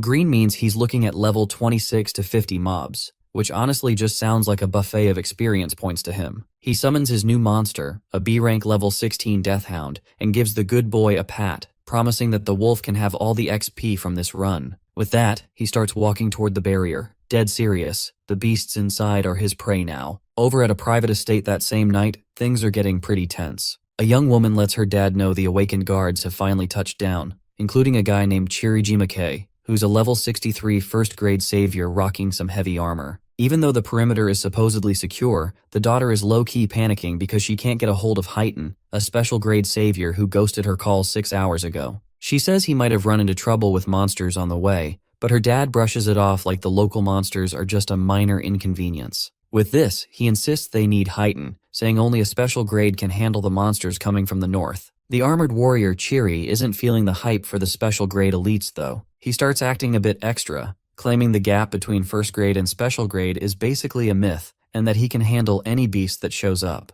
The old man shuts that down fast, calling him delusional, and that overconfidence usually comes from never facing a real final boss monster. The trash talk gets cut short when a monolith drops from the sky and disaster beasts start flooding in. Even with Heighten still missing in action, Chiri steps up with some massive main character vibes, declaring he's going to solo the whole wave just to prove first graders are actually cracked. Back at the green barrier, our boy and his wolf find themselves in a creepy mirror version of the forest. A green beam shoots up, and he realizes the barrier is its own separate dimension, since his magic detection is only picking up signals from the inside. The system pings 5 enemies, instantly topping off his magic, so he gives his wolf a good boy pat and tells him to play goalie at the entrance. With this, he sparks up his electric powers, ready to clear the room. Just then, 2 massive units charge him, but he's too fast, dodging the first and body slamming the second with his black wall. He finishes the combo with an electric blast that sends the rest of the mobs flying. When a much bigger, elite monster tries to step up,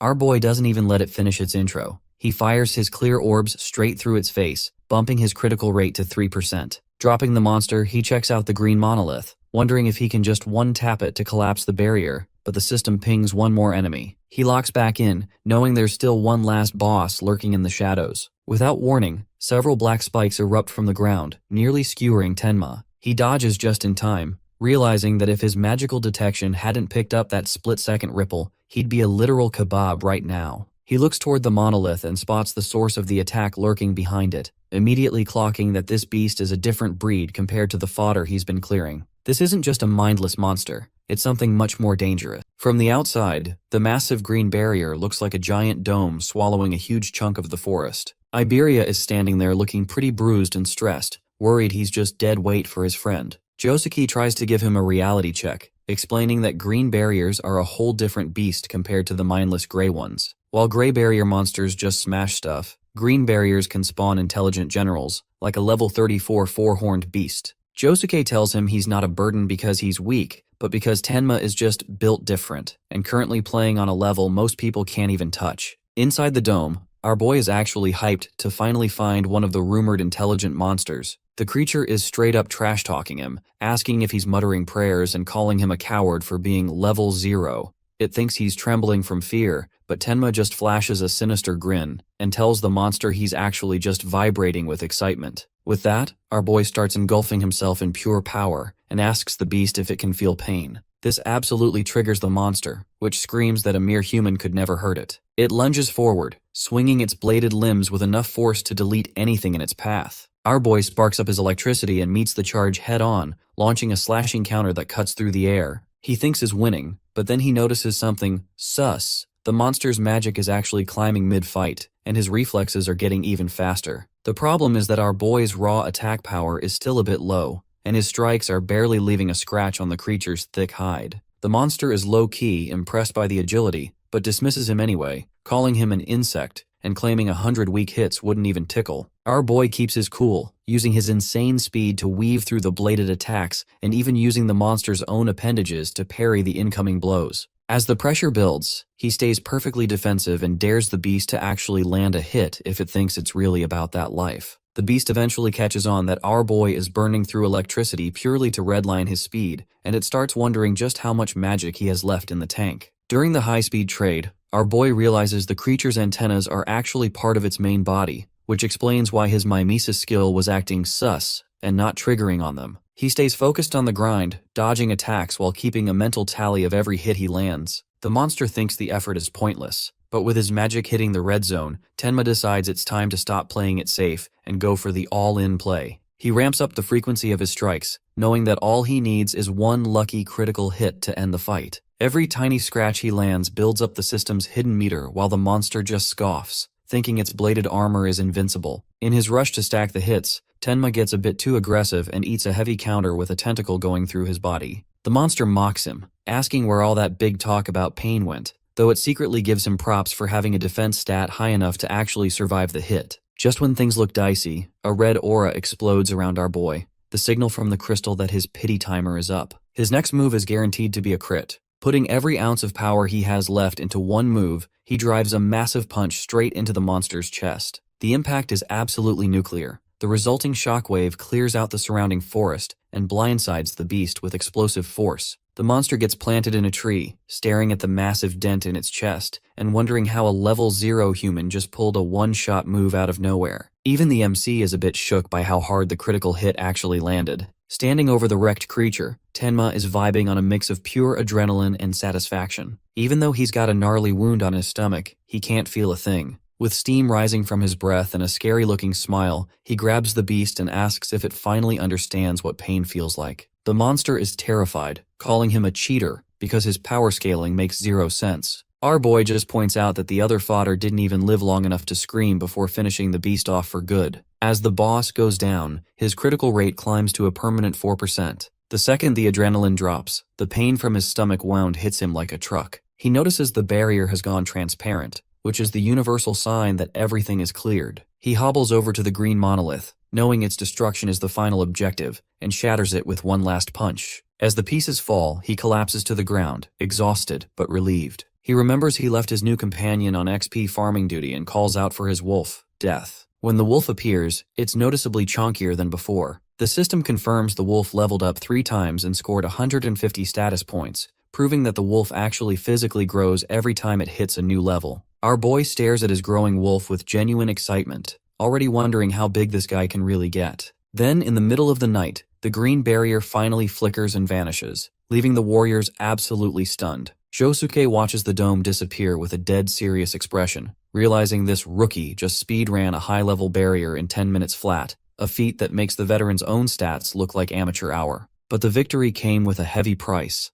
The boy is slumped against a rock, looking completely trashed and covered in wounds, while Death stands over him like a loyal bodyguard, watching his master's fading health bar with concern. Since he's way too drained to walk, our boy tells his wolf to track his magical trail back to where his blonde teammate is waiting. Without missing a beat, the now enormous wolf howls, which echoes through the mountains. Back at the camp, the armored veteran hears the sound and immediately gets sus, wondering why there are still beast noises if the barrier is supposedly cleared. He goes into full combat mode and tells the young apprentice to get to safety, but the blonde boy pauses, recognizing that howl from their earlier scrap. Suddenly, a massive shadow bursts from the trees and Josuke pulls out his colossal sword, ready to one-tap whatever jumped out of the bushes. But Iberia realizes it's Death at the last second. He screams for the warrior to hold his fire, explaining that the giant wolf is actually on their side. Death dodges Josuke's swing with some high-level agility, carefully protecting the unconscious master on its side. Josuke stands there looking completely confused,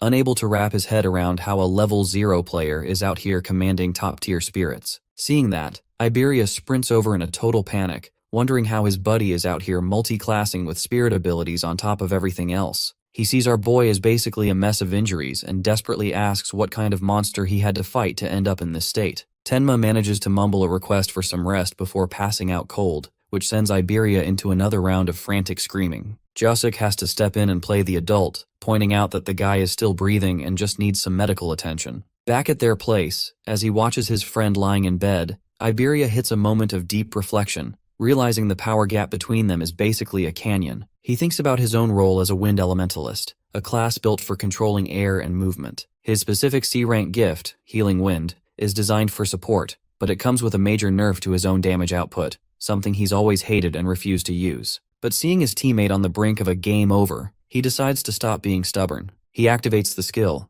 and a soft green aura surrounds him as he pours his magic into Tenma. Even though the healing process looks painful, he keeps at it, quietly begging his friend to pull through so they can keep grinding as a team. Just when things seem to be cooling down, a massive purple barrier drops over the whole region like a total nightmare, spawned by a brand new monolith. A split second later, a devastating attack slices through a building like it's made of paper. The young woman from before tries to use her butterfly healing magic to save the downed warrior, but he screams at her to run for her life. He's staring down a level 81 Minotaur warrior from the Bull tribe and realizes humanity is basically cooked against something that beefy. The armored fighter, Chiri, warns their leader Izumi to run, but he just stands there like a total Chad. Hearing that name, the monster gets excited that it's found its target so quickly and swings its massive fist at him. As the attack lands, it creates a massive explosion that rocks the battlefield. The girl with glasses gets blown back, screaming for her father, who just took a direct hit to the face. However, as the dust settles, Izumi is barely scratched and casually calls out, complaining that someone showed up late. It turns out it's Heighten, who came in clutch and stopped the guy's attack with one hand. He casually apologizes for the laggy arrival and tells the group to step back and let him handle the oversized cow. The Minotaur scoffs at the new challenger, but Heighten doesn't waste time on a dialogue tree. He throws a punch so hard it drills a hole straight through the creature's upper body. Seeing that, Chiri looks like his jaw is about to hit the floor. He starts wondering if this is what a special class savior actually looks like, basically a monster in human skin. The young woman starts celebrating, but Heighten shuts it down, warning her that the real boss fight is just starting as the barrier shifts from purple to a blood-red hue. Tucked away in the shadows of the barrier, a red-flamed demon is watching the chaos with a wicked grin. This guy is a level 37 king, and he's hyped to see how his lord is going to torment the humans next. He's not alone though. A level 49 white ogre is lurking behind him ready to scrap. The demon general among them tells the ogre to keep it chill, reminding him that their mission is a surgical strike to capture a specific target, not just a random griefing session. The level 87 demon general breaks down the master plan, explaining that they use the purple and red barriers as a massive distraction to keep the heavy-hitting humans busy. The flame demon looks a bit confused and asks why they were sent with Lord Saru. The general explains that if all three of them stay together inside a barrier, it would glow purple and stand out too much. According to him, the red barrier that Lord Saru creates will attract strong humans nearby, allowing them to carry out Lord Linga's mission without interference. As they're talking, the monstrous beast, Lord Saru, roars from inside the red barrier. According to them, while the world ranker types are distracted by the red barrier, the demon group is planning to slip away with their prize. He reveals that Lord Linga is guiding them with a demonic eye already planted in the human world, giving them a live 4K feed of their objective, which is Tenma. Our MC jolts awake like he just took a massive shock, drenched in cold sweat with one eye glowing a demonic red. Still stuck in bed, he can't shake the heavy vibes from the nightmare he just had about his late mother. In the dream, a younger version of himself was excitedly bragging to her about finally finding a beast that could feel pain, claiming he'd finished his revenge. But his mom's ghost wasn't feeling it. She gently told him that revenge isn't the move, and begged him to use his broken powers to protect the people he loves, instead of just hunting for blood. Young Tenma absolutely lost it at that, screaming that forgiving the monsters who took his parents was a total no-go. With his eyes burning with pure hate, he swore to wipe out every single beast in existence. His mom just gave him a sad, fading smile as she started to glitch out of the dream, telling him she had to go. He desperately tried to grab her hand, but their fingers only grazed each other for a millisecond before she dissolved into light, leaving him crying and alone in the dark. The mood gets even darker when a mysterious voice starts roasting him for crying over a dead person. Our boy turns around and sees his sleep paralysis demon, the actual demon of destruction. The demon taunts him for acting like a child, which triggers a red aura of fury around the boy. He charges in for a punch, but the demon just wraps him in purple energy, telling him he's about to feel that shattering sensation again. Our boy's body starts cracking like glass, and he's still screaming that he's going to delete Linga from existence right up until his dream self shatters into pieces. Snapping back to reality, Tenma is gasping for air, his red eyes still glowing as he realizes Iberia is crashed out right next to him. He feels a sharp, phantom pain in his eyes that makes zero sense since he's physically fine, and he starts overthinking what that nightmare was trying to tell him. Just then, he notices his wounds are basically gone, and realizes his friend must have spent the whole night grinding his healing skills to patch him up. Seeing Iberia completely knocked out from exhaustion, our boy feels a bit guilty. He signals Death to stay quiet, but the Goofy lets out a loud roar anyway. That instantly wakes Iberia up, and he jumps into defense mode, thinking his friend is under attack. Our boy just sits there, totally unbothered by the light breeze, internally noting that a tickle from a feather would probably hit harder. Seeing his buddy alive and well, Iberia is over the moon, giving him a massive hug and celebrating that his healing magic actually did the trick. When asked how long he was out, the boy says it's only been about 3 hours, but that's enough to make our boy realize they are officially on day 2 of the prophecy. Even though his partner insists things have been quiet, our boy can't shake the sus vibes from his nightmare and puts on his coat, refusing to drop his guard for even a second. As they head out, he wonders about Josuke. His friend starts talking about naming the giant wolf, but our boy shuts it down, saying he's not a real summoner, even though he clearly doesn't want anyone messing with his wolf's branding. When they step outside, Josuke spots him and casually points out that it wasn't just the bandages that healed him. He asks if it was Iberia who finally used his ability. Hearing that, Tenma is a little surprised that the guy's actually a healer, but he quickly brushes it off, saying he can fight too. Still, Tenma makes a mental note of it as they head over to the veteran warrior by the campfire. Our boy asks the veteran if the backup has arrived yet, which strikes Josuke as a bit weird. He points out that the forest is a literal maze, making travel a total grind, but Tenma isn't buying it. He's starting to sense a dark, heavy energy creeping through the gloom, feeling like something nasty is closing in on their position. Meanwhile, far away, a squad of reinforcements is actually sprinting through the woods, trying to reach Tenma's group. A guy with a ponytail is complaining to his fellow Kobayashi about the scenery, but staying hyped because finishing this mission means a fat promotion. Suddenly, a pink-haired girl in the group tells everyone to kill the engine and stop. She sensed something off and warns the squad to get into combat stances because something is headed their way fast. Right on cue, they notice two shadowy figures who also realizes that they've been spotted and step out of the brush, and it turns out it's the flame-haired demon along with his white ogre creep. The flame demon hits them with a twisted smile, asking if they're all heading to the same party. Before they can even react, the demon summons a flaming skeleton to join the fight. The fire demon roasts the humans for being fragile, bragging that one fireball was all it took to start the chaos. Nearby, the white ogre is standing over a flattened warrior, having just punched the guy into the dirt.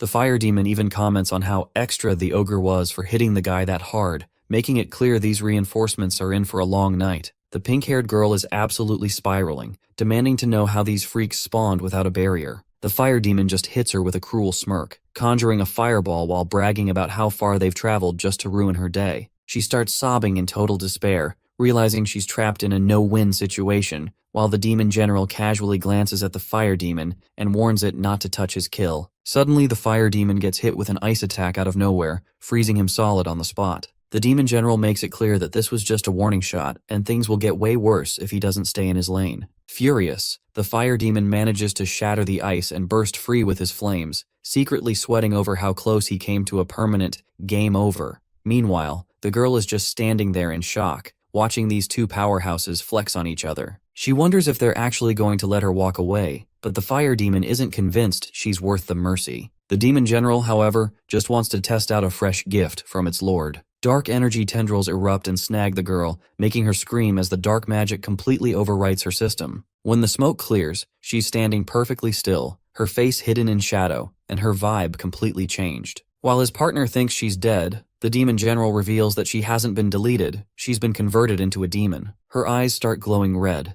a mark appears on her forehead, and the general confirms she's now a loyal puppet for their side of the war. The girl drops to one knee and asks for her new objective. The demon general tells her to go undercover in human society and play the victim, claiming her squad was wiped out, and she's the sole survivor. She's told to wait for the arrival of their big boss, Linga, and with the mission locked in, she disappears into the dark forest to start her infiltration. The demon general still doesn't get why they're recruiting low-level humans, but the general explains that they've already converted thousands, including some of the top-tier awakened fighters. The plan is to use these sleeper agents as high-value pieces once their lord officially takes over the world. The leader shuts down the chatter and tells everyone to move out, reminding them that this mission is the highest priority on their list. Fast forward to the second day of the prophecy, and a massive iron golem is standing guard over a totally silent village. Looking at it, Josuke notes that the golem's tank stats definitely make up for their small party size as they prep for the next raid, saying that he asks where Tenma is, and Iberia lets him know that the dark-haired guy is currently busy at the workshop.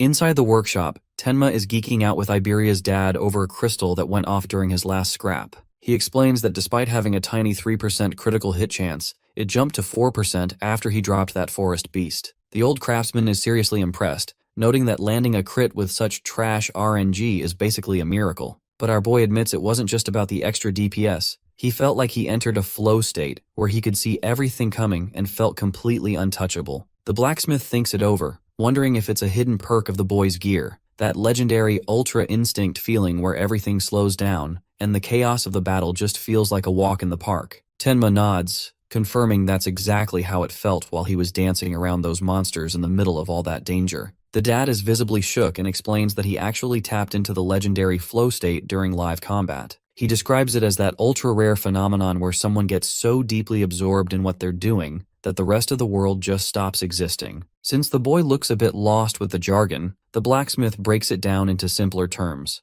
It's like a painter who forgets to eat because they're locked into a masterpiece, or an athlete whose body just moves on autopilot with zero mistakes. When an awakened person hits this zone, their senses get cracked and every single attribute and skill effect gets a massive 120% buff, making them way more dangerous than usual. Tenma is completely stunned because his master never even mentioned this was a thing. The old man points out that it takes a laser-focused mind and a huge amount of luck to pull it off, which is why it's usually the line in the sand between actual geniuses and everyone else. Most people never even see it, and the craftsman admits it took him 2 years of awakening just to find that zone once. The fact that the boy pulled it off in just 1 month is basically a speedrun record that shouldn't be possible. Suddenly, Tenma's focus shifts as he picks up on 3 dark, powerful signatures closing in at high speed. At first, they think it might be the guards, but the energy feels way too toxic, more like disaster beasts. The boy decides to check the perimeter immediately, sprinting out of the workshop and throwing the door open with a dead serious look, ready to scrap. His friends outside are confused by his sudden tension, but he warns them that he's sensing magical waves that mean more trouble is coming. Iberia tries to play it cool, pointing out there's no barrier, and the iron golem is on watch,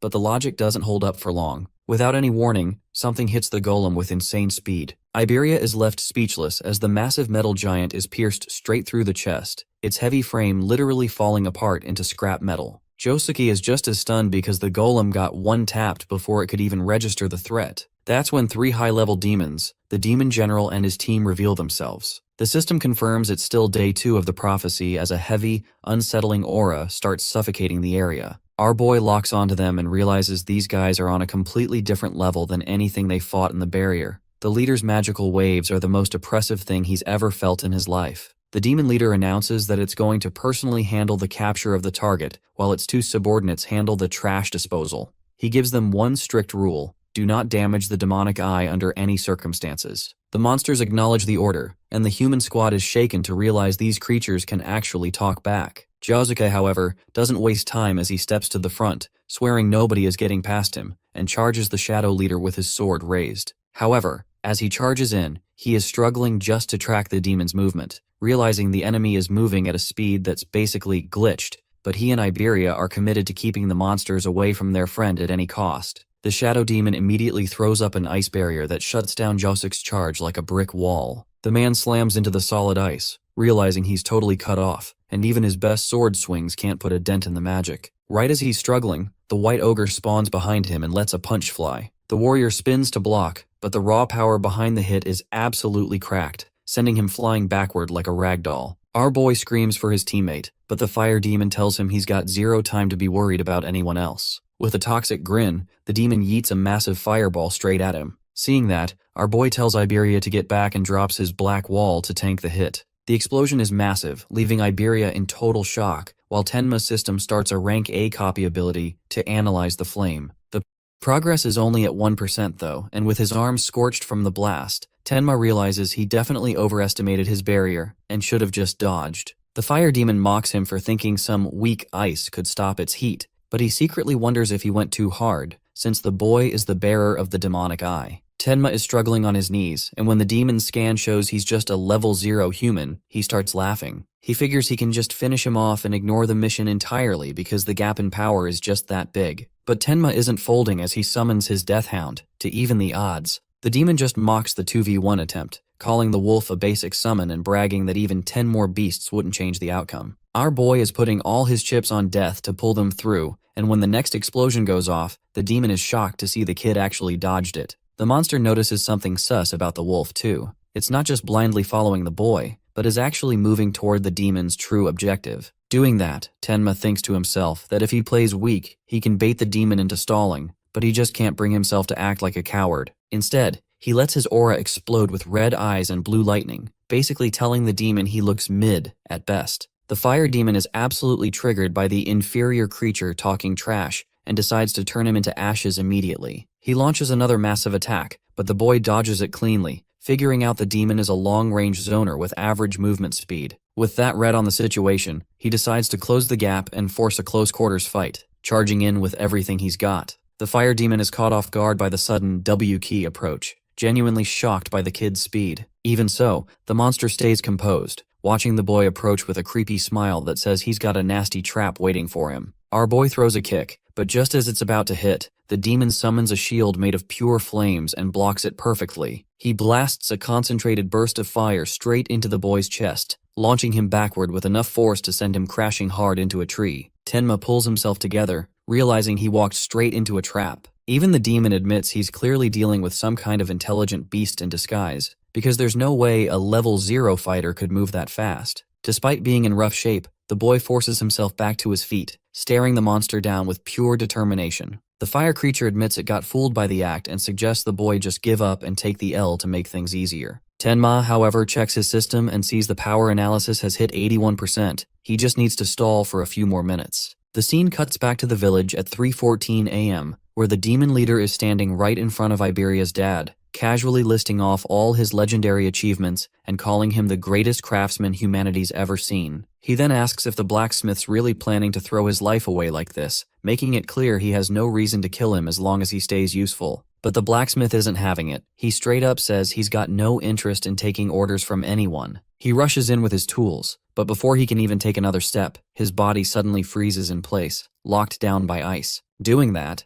the demon reminds him that in this zone, he is the one who decides who gets to keep their life. Hiding nearby, Iberia is watching the whole thing and absolutely losing it. He's terrified that his dad is about to be snatched, and he's currently frozen behind a suit of armor, shaking with fear and indecision. Suddenly, Tenma's death hound comes crashing onto the scene. Iberia recognizes the beast immediately, and watches as it launches itself at the shadow demon in full beast mode. But the demon leader just stares the wolf down and, in the blink of an eye, freezes the hound solid. The demon snaps at its subordinates for letting the trash get through, while the blacksmith realizes backup has arrived, even if it's currently in pieces. Still hiding, Iberia is horrified to see that even a powerful summon like that couldn't even touch the enemy. He knows he's outclassed, and his first instinct is to call Tenma for help, but then his father's warning echoes in his head. He knows calling his friend would just put an already injured person into a meat grinder, and he's not willing to risk his friend's life like that. With a new look of determination, he decides that running away is for losers. He's going to save his dad himself, no matter what it takes. He remembers the dragon gear, a special piece of equipment his father crafted,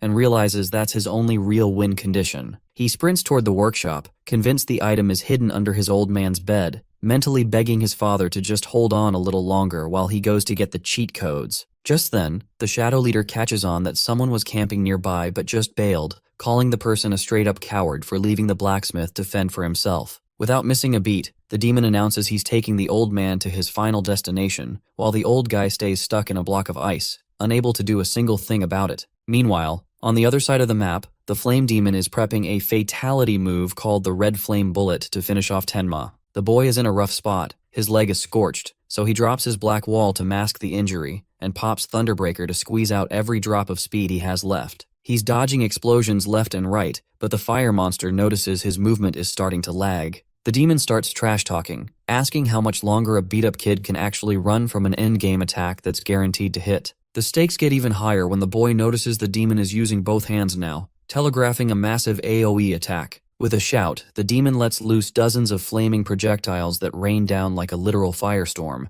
leaving the boy with nowhere to hide. His eyes go wide as the spheres close in from every angle. He knows his body is too heavy and exhausted to pull off a perfect dodge this time, and he's forced to brace for the impact as he realizes he's about to take some serious damage. Just as things look completely cooked, the system shows the analysis is at 90%. He grits his teeth through the heat as the number climbs to 92%, 94%, 98%, until a direct hit finally sends him flying, swallowed up by the flames. As he's going down, a core memory of his mother being consumed by blue flames flashes through his mind, adding emotional damage to the physical pain. The demon grins, putting all its magic power into one final piercing shot to end him for good. But at the literal last millisecond, the analysis hits 100%, and a blue barrier explodes into existence, tanking the hit perfectly. The collision sends a massive shockwave through the area, leaving the flame demon totally confused about where this new shield came from. The system announces that Black Wall has leveled up to level 3, giving Tenma a massive 50-point stat boost and a full heal on the spot. He realizes this power-up is basically like skipping 4 entire levels in an instant, and he's definitely feeling the main character vibes now. The demon can't process how its flames aren't even leaving a scratch anymore, figuring the boy just popped a defensive skill. The Black Wall has evolved too, forming a massive protective ice lotus around him.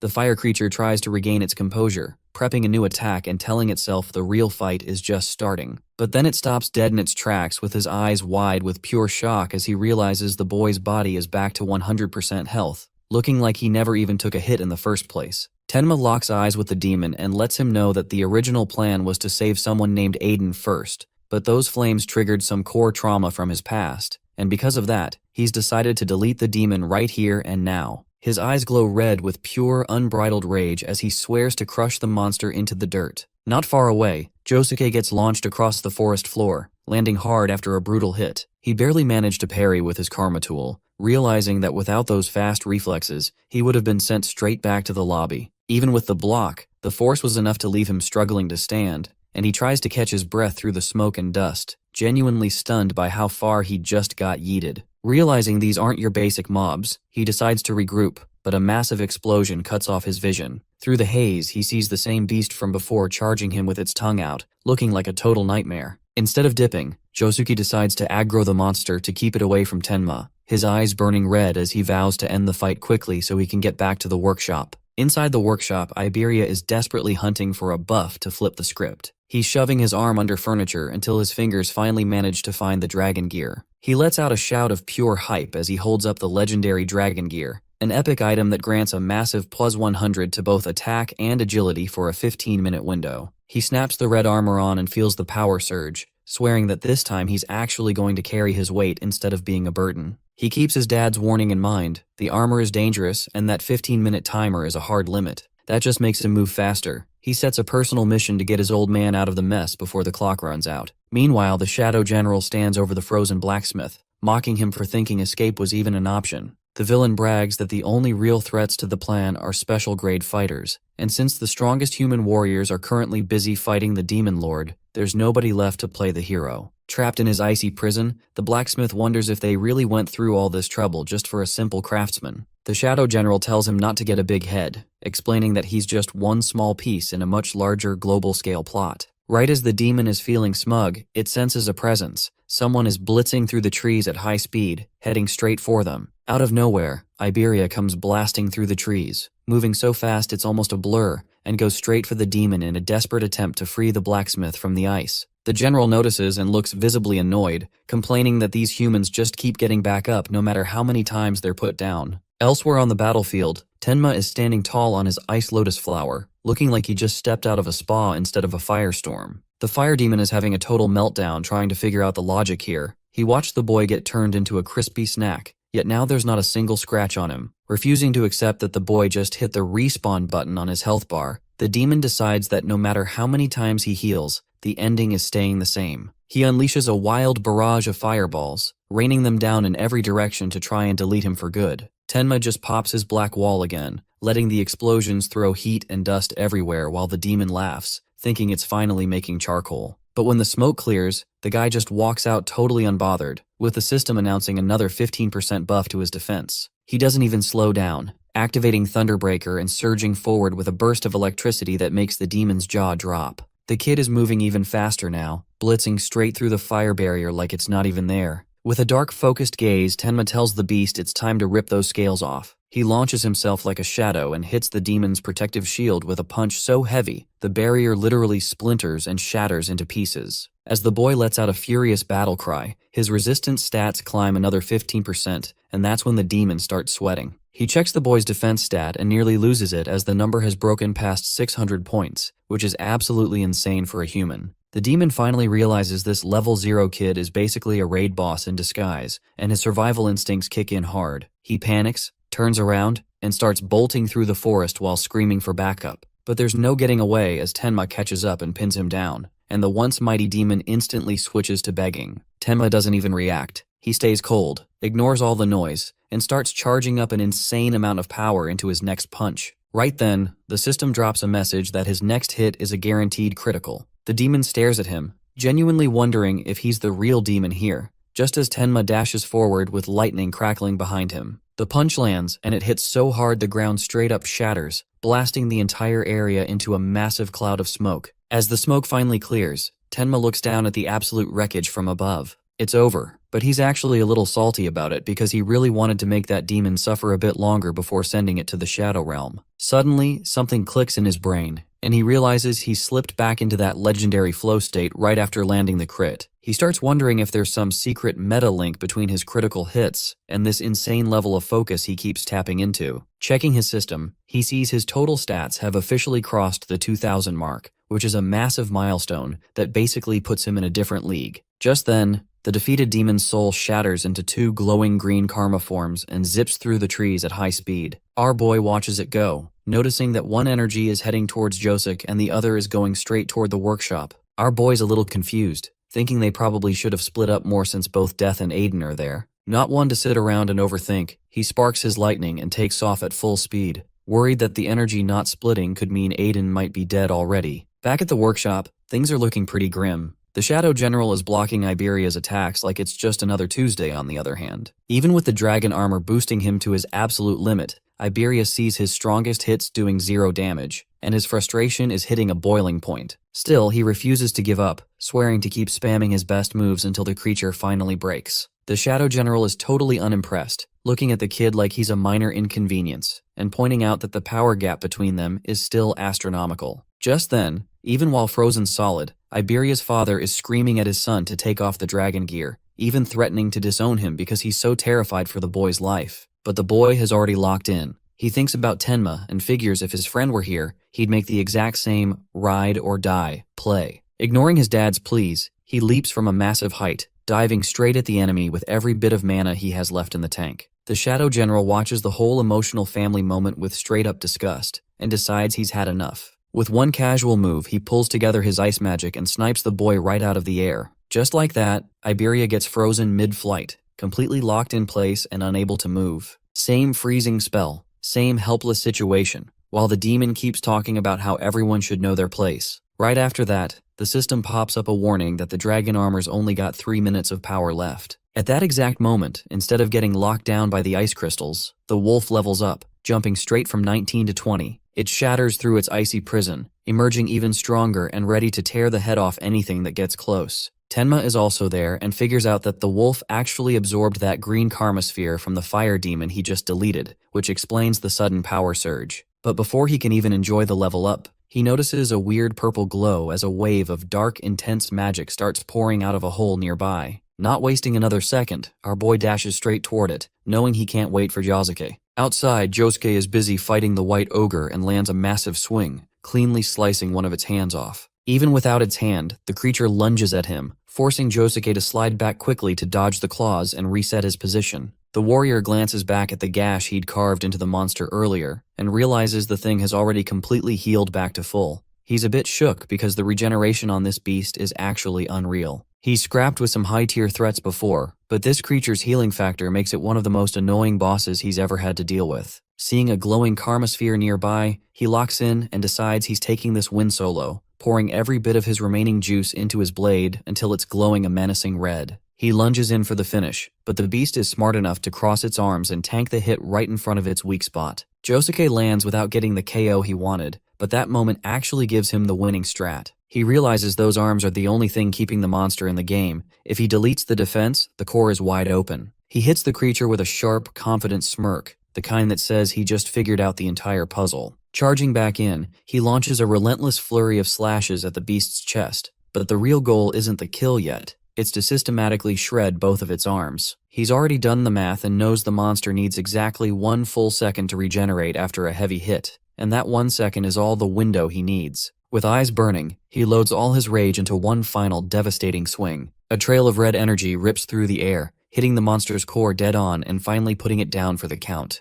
Taking a breather, Josuke admits that was a total sweatfest, and fighting a heal bot like that is absolutely exhausting. As the smoke clears, he knows he can't just camp out. He needs to link up with Tenma and prep for the next wave. Meanwhile, things have gone from bad to worse for the blacksmith. The Shadow General has him completely pinned and is enjoying every second of the old man's misery. The blacksmith only has one request left. He begs the demon to spare his son and keep the kid out of this mess. But the Shadow General isn't interested in a no-kill run. He tells the old man that he's about to lose his free will entirely and become nothing more than a puppet on a string. That's when the Shadow General drops some terrifying lore about his son's armor. He recognizes the gear as belonging to the dragon tribe and explains that their life force doesn't just vanish when they die. It lingers inside the gear like a virus. The longer someone wears the suit, the more that leftover dragon soul starts eating away at the wearer's mind. And in the end, their whole body is taken over by a genuine dragon. The story takes a quick beat to flashback, showing Josuke and Iberia walking together. The kid is geeking out about how much he looks up to Tenma, which actually catches Josuke a bit off guard. He asks why the boy is so focused on him specifically when there are plenty of other legendary warriors out there to admire. Josuke even mentions some famous fighters they've both heard of,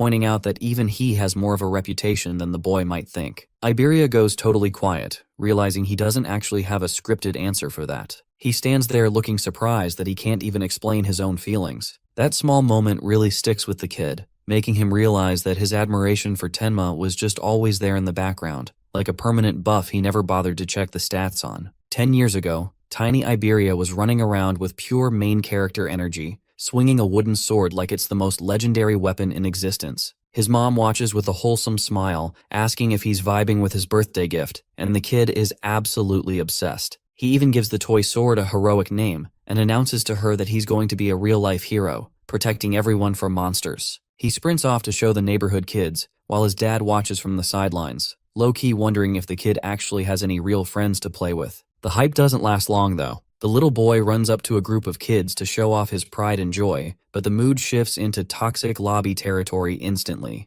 The other kids are clearly jealous, and one of them demands to see the sword up close. Little Iberia senses the bad vibes and grips his sword tight, but the bullies close in, making snarky comments about how his dad is a blacksmith and can just craft a new one, whenever. The boy wants to say no, but the fear is too real and he completely freezes up. With a fake smile hiding some serious tears, he hands over the sword, and the bullies just laugh and run off with their stolen loot. Looking down from above, the little boy is just a lonely figure standing in the middle of a massive, empty yard with absolutely nothing. He's standing there biting his lip, totally tilted at himself for being too scared to stand his ground. He eventually heads back to the workshop where his dad is busy hammering away at some metal and his mom is resting. When his mom asks if he had a good time, he hits her with a total lie, saying everything was great just so she wouldn't worry. Of course, his mom can tell he's capping. She goes quiet, while his dad, who definitely knows what's up, asks where the training sword went. His mom is ready to go mom mode and get it back, but the blacksmith stops her. He points out that even if they get it back, the bullies will just spawn camp him and take it again. He slams his hammer down, frustrated that his son doesn't even have the courage to ask for help when things get rough. He's not being mean, but he's clearly worried that his boy is being way too passive for his own good. Months pass,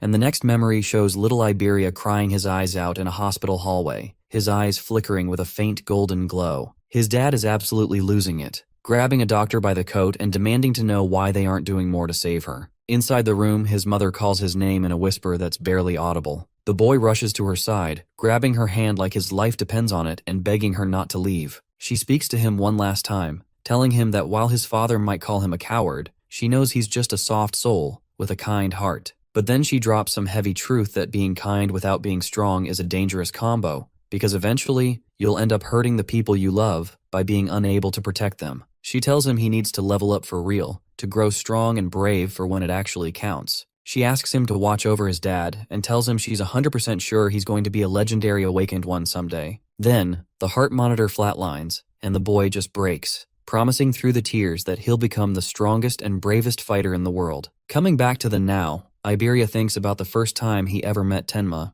Honestly, the guy's power was so on another level that it was straight up terrifying, and the boy figured he'd just be some temporary ally passing through. But as they spent more time together, he realized Tenma was built different. He'd watched him solo hundreds of awakened ones, and stand down disaster-class beasts without even blinking. Beneath that tough guy exterior, Tenma always had a way of helping people, quietly, and with a warmth that most people would never see coming. Eventually, Iberia finally says it out loud to Josuke that the only reason he's grinding to get stronger is to follow the path this man is walking. He looks at Josuke with pure determination, admitting Tenma is the exact kind of awakened one he's always dreamed of becoming. But then his confidence dips, and he admits he feels talentless and like a total coward, thinking he could never actually reach that tier. Even with blood on his face, he just smiles and says that being able to fight side by side with the guy is a big enough win for him. But then the transformation finally hits 100%. The dragon suit fully takes over, and Iberia turns into a full-on monstrous dragon. Before he can even react, he hears a familiar voice calling his name. He turns, and there's Tenma,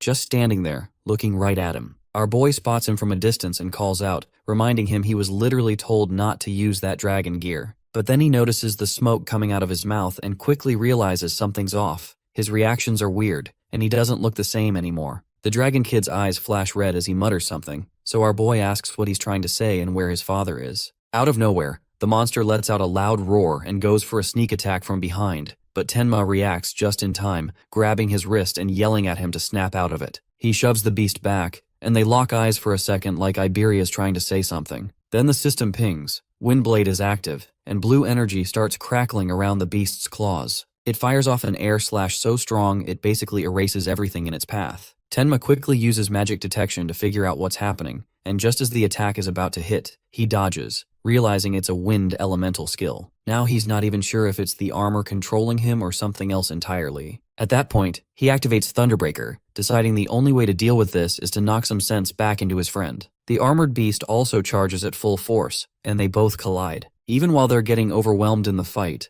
Tenma can still sense his friend's aura buried under the corruption, and it throws him off. He can't understand why his own teammate is trying to kill him. Then he hears a faint voice from within the monster, almost like Iberia is begging to be put out of his misery. The realization hits him hard, but before he can react, the monster lets out a powerful roar and swings at him. Just as the attack is about to land, Josuke steps in and blocks the strike, saving him. With a strong shove, Josuke sends the beast flying back and takes control of the situation. He clearly states that this is the worst-case scenario. As they talk, the monster starts flashing around them in a fast circle. Josuke then reveals that the armor hasn't just made Iberia stronger, it has completely taken over his body. When Tenma suggests removing the armor, Josuke immediately shuts the idea down, saying it is fused with Iberia's body. Based on his experience, there may be no way to bring him back. Without hesitation, he says the only option left is to kill the creature. He tells Tenma to step away so he does not have to watch. But the boy refuses. He steps forward and stops Josuke, insisting that he will handle it himself. Instead, he asks Josuke to track Aiden and rescue anyone trapped by the ice beast. Then, he summons his death hound and prepares to fight.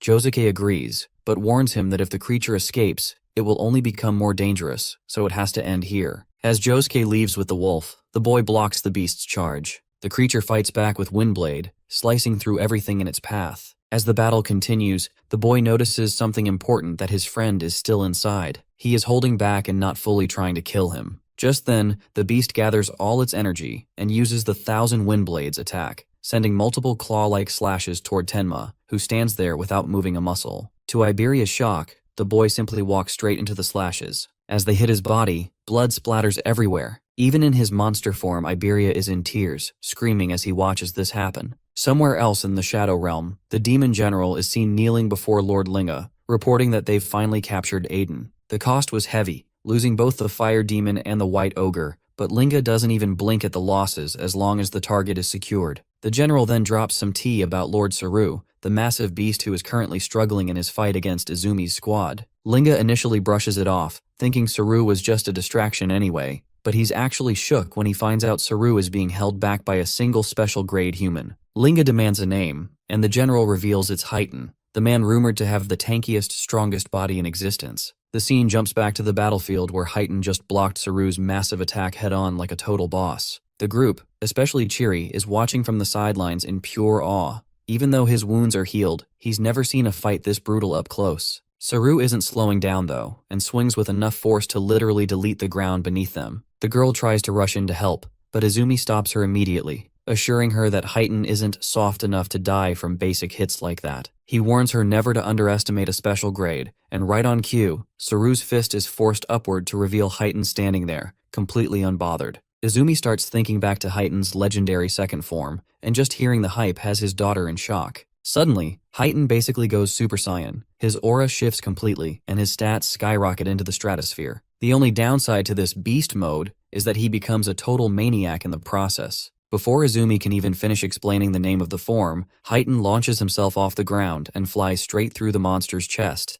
leaving a massive hole where its heart used to be. He lands behind the beast and, like a total Chad, doesn't even look back as the monster collapses. The girl is confused about where he's heading next, but Izumi explains that he's on his way to smash the Steely that's maintaining the barrier. She's hyped that even in his maniac state, he's still following the objective. Izumi points out that if Heaton couldn't tell the difference between allies and enemies, he wouldn't be a true special grade. With one punch, Heighten completely wrecks the Steely, and as it shatters, his eyes return to normal. He looks around, totally confused about where he is, and sighs with regret when he realizes he slipped back into that other form again. As the barrier starts to fade away, the group gets hyped, but Izumi takes a second to call out his daughter. He reminds her that she was basically ready to throw her life away for Heighten earlier, noting that's definitely not her usual style. She gets a bit down after the call-out, but quickly changes the subject to Tenma's squad, hoping that the rest of the crew is holding things down on their end. Back on the other side of the battlefield, the monster that was Iberia is losing its mind, absolutely baffled as to why Tenma didn't even try to dodge that last attack. Tenma, however, took the hit on purpose as he feels like physical pain is the only thing that can numb his heart right now. He walks straight up to the beast and activates his clear orb, firing it directly into the creature's chest like a high-caliber bullet. The orb rips through the corruption, causing the dragon armor to shed and crumble away completely. It reveals Iberia, who is a bloody mess and crying his heart out, confessing that he only put on the suit because he didn't want to be a dead weight anymore. Tenma tells him he never once thought he was a burden, and drops the real truth that the disaster beasts weren't trying to kill his dad, they were trying to turn him into a puppet. With a look of pure stone, Tenma promises the boy he'll save the blacksmith and personally crush the beast behind all this drama. Even though he's fading away, Iberia hears this and smiles, leaving the rest of the mission in Tenma's hands. As the second day of the prophecy draws to a close, Iberia falls, and Lord Linga is seen smiling in the shadows, hyped that he's deleted someone close to Tenma, and promising to erase everything else he cares about. Deep in the forest, Chiri is feeling a bit confused about the mission. He doesn't get why they're still escorting Izumi all the way into the mountains even after the main threat was taken down. It was supposed to be Heighten's job, but since he's basically out of commission after his maniac transformation, the rest of the squad has to pick up the slack. As they're hiking, Izumi's daughter suddenly stops the group as her spirit senses are picking up something weird on the path ahead. They look up to see a figure standing, carrying a body in his arms. At first, they don't recognize the person, but as they get closer, Izumi's daughter realizes it's Tenma. The vibe is immediately off, and she starts sweating just looking at his face, wondering what kind of nightmare could have happened to make him look like that. Before Tenma can even get a word out, Josuke spawns from the shadows and says he can explain the whole disaster. Izumi recognizes the veteran instantly, but is confused because he was supposed to be the bodyguard for Aiden. Josuke quietly admits that this time, the good guys took a massive L. The battle ended in the worst way possible as half of the northern region is in ruins. Aiden has been abducted by the demons, and his son is dead. Josuke explains that he tried to track the magical trail, but the enemy was playing 4D chess. The general left a bunch of clones everywhere to hide its tracks. Izumi asks about Tenma's condition, but his daughter notes that the boy is refusing any medical treatment. She can feel a rage radiating off him that's fiercer than anything she's ever sensed before. Later on, Tenma is seen sitting alone in a room, staring at an old childhood photo of Iberia with his family. He starts spiraling into memories of the first time they met, and the whole journey they shared up until this point. It's a heavy moment, but he eventually snaps out of it and calls out his wolf. The system window pops up, showing that the loyal beast has officially hit level 20 and is rocking some seriously heavy status points now. The squad might be down, but Tenma is clearly prepping to go on a warpath. Standing up, Tenma is looking like he's ready to crash the whole server, promising to hunt down the disaster beast and absolutely demolish whoever did that to his friend. Just then, Izumi and the rest of the squad walk into the room, and you can practically feel the tension through the walls. Chiri, who's tagging along, realizes this guy is actually Izumi's second disciple and is rumored to be a total beast in combat. When Izumi sees him trying to head out, he asks where he's going, and Tenma doesn't mince words. He's going on a rescue mission to bring back Aiden. But his master hits him with a hard no immediately. Izumi explains that the Salvation League has already flagged this as a special grade threat, so if Tenma wants in, he needs to be at least a second grade savior. Hearing that, the boy goes from 0 to 100 real fast. He's enraged, arguing that he doesn't even have the right to help and that he made a promise to his dying friend.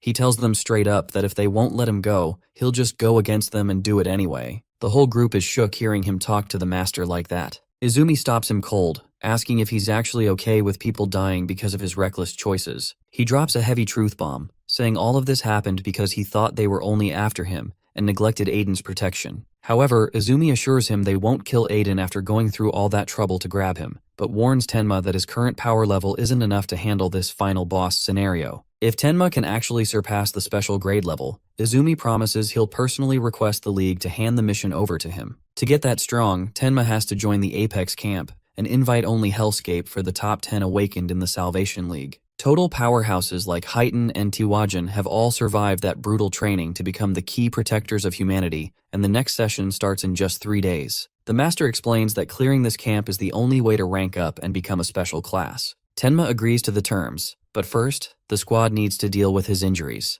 Izumi's daughter steps up, using her butterfly spirit to start the healing process, and while she's working, Tenma asks her what the deal is with this Apex camp. He's worried she's judging his plan, but her reaction is actually pure concern. Even though her father said it was perfect for him, She reveals that the place is basically a graveyard for geniuses. People who have been top tier their whole lives go there and come out with their minds completely broken. The training is so fatal and brutal that accidents are just part of the daily routine. Our boy doesn't even blink though. He knows that fighting these low-level beasts won't help him evolve his mimicry skill. He needs to be fighting on the edge of life and death to truly level up. He gets close to her, reminding her that taking on high-level threats is just what an awakened one does, and notices her face is getting red from using all that healing mana. She gets awkward, blaming it on her body temperature rising from the skill, but he's already focused on the next move. He throws his coat on and heads for the door, telling her with a dead serious look that he's going to say goodbye to someone. Tenma heads straight to the forest where they've set up Iberia's grave. Josuke is already there paying his respects, and he takes a second to apologize to the boy for making him deliver the final blow to his own friend.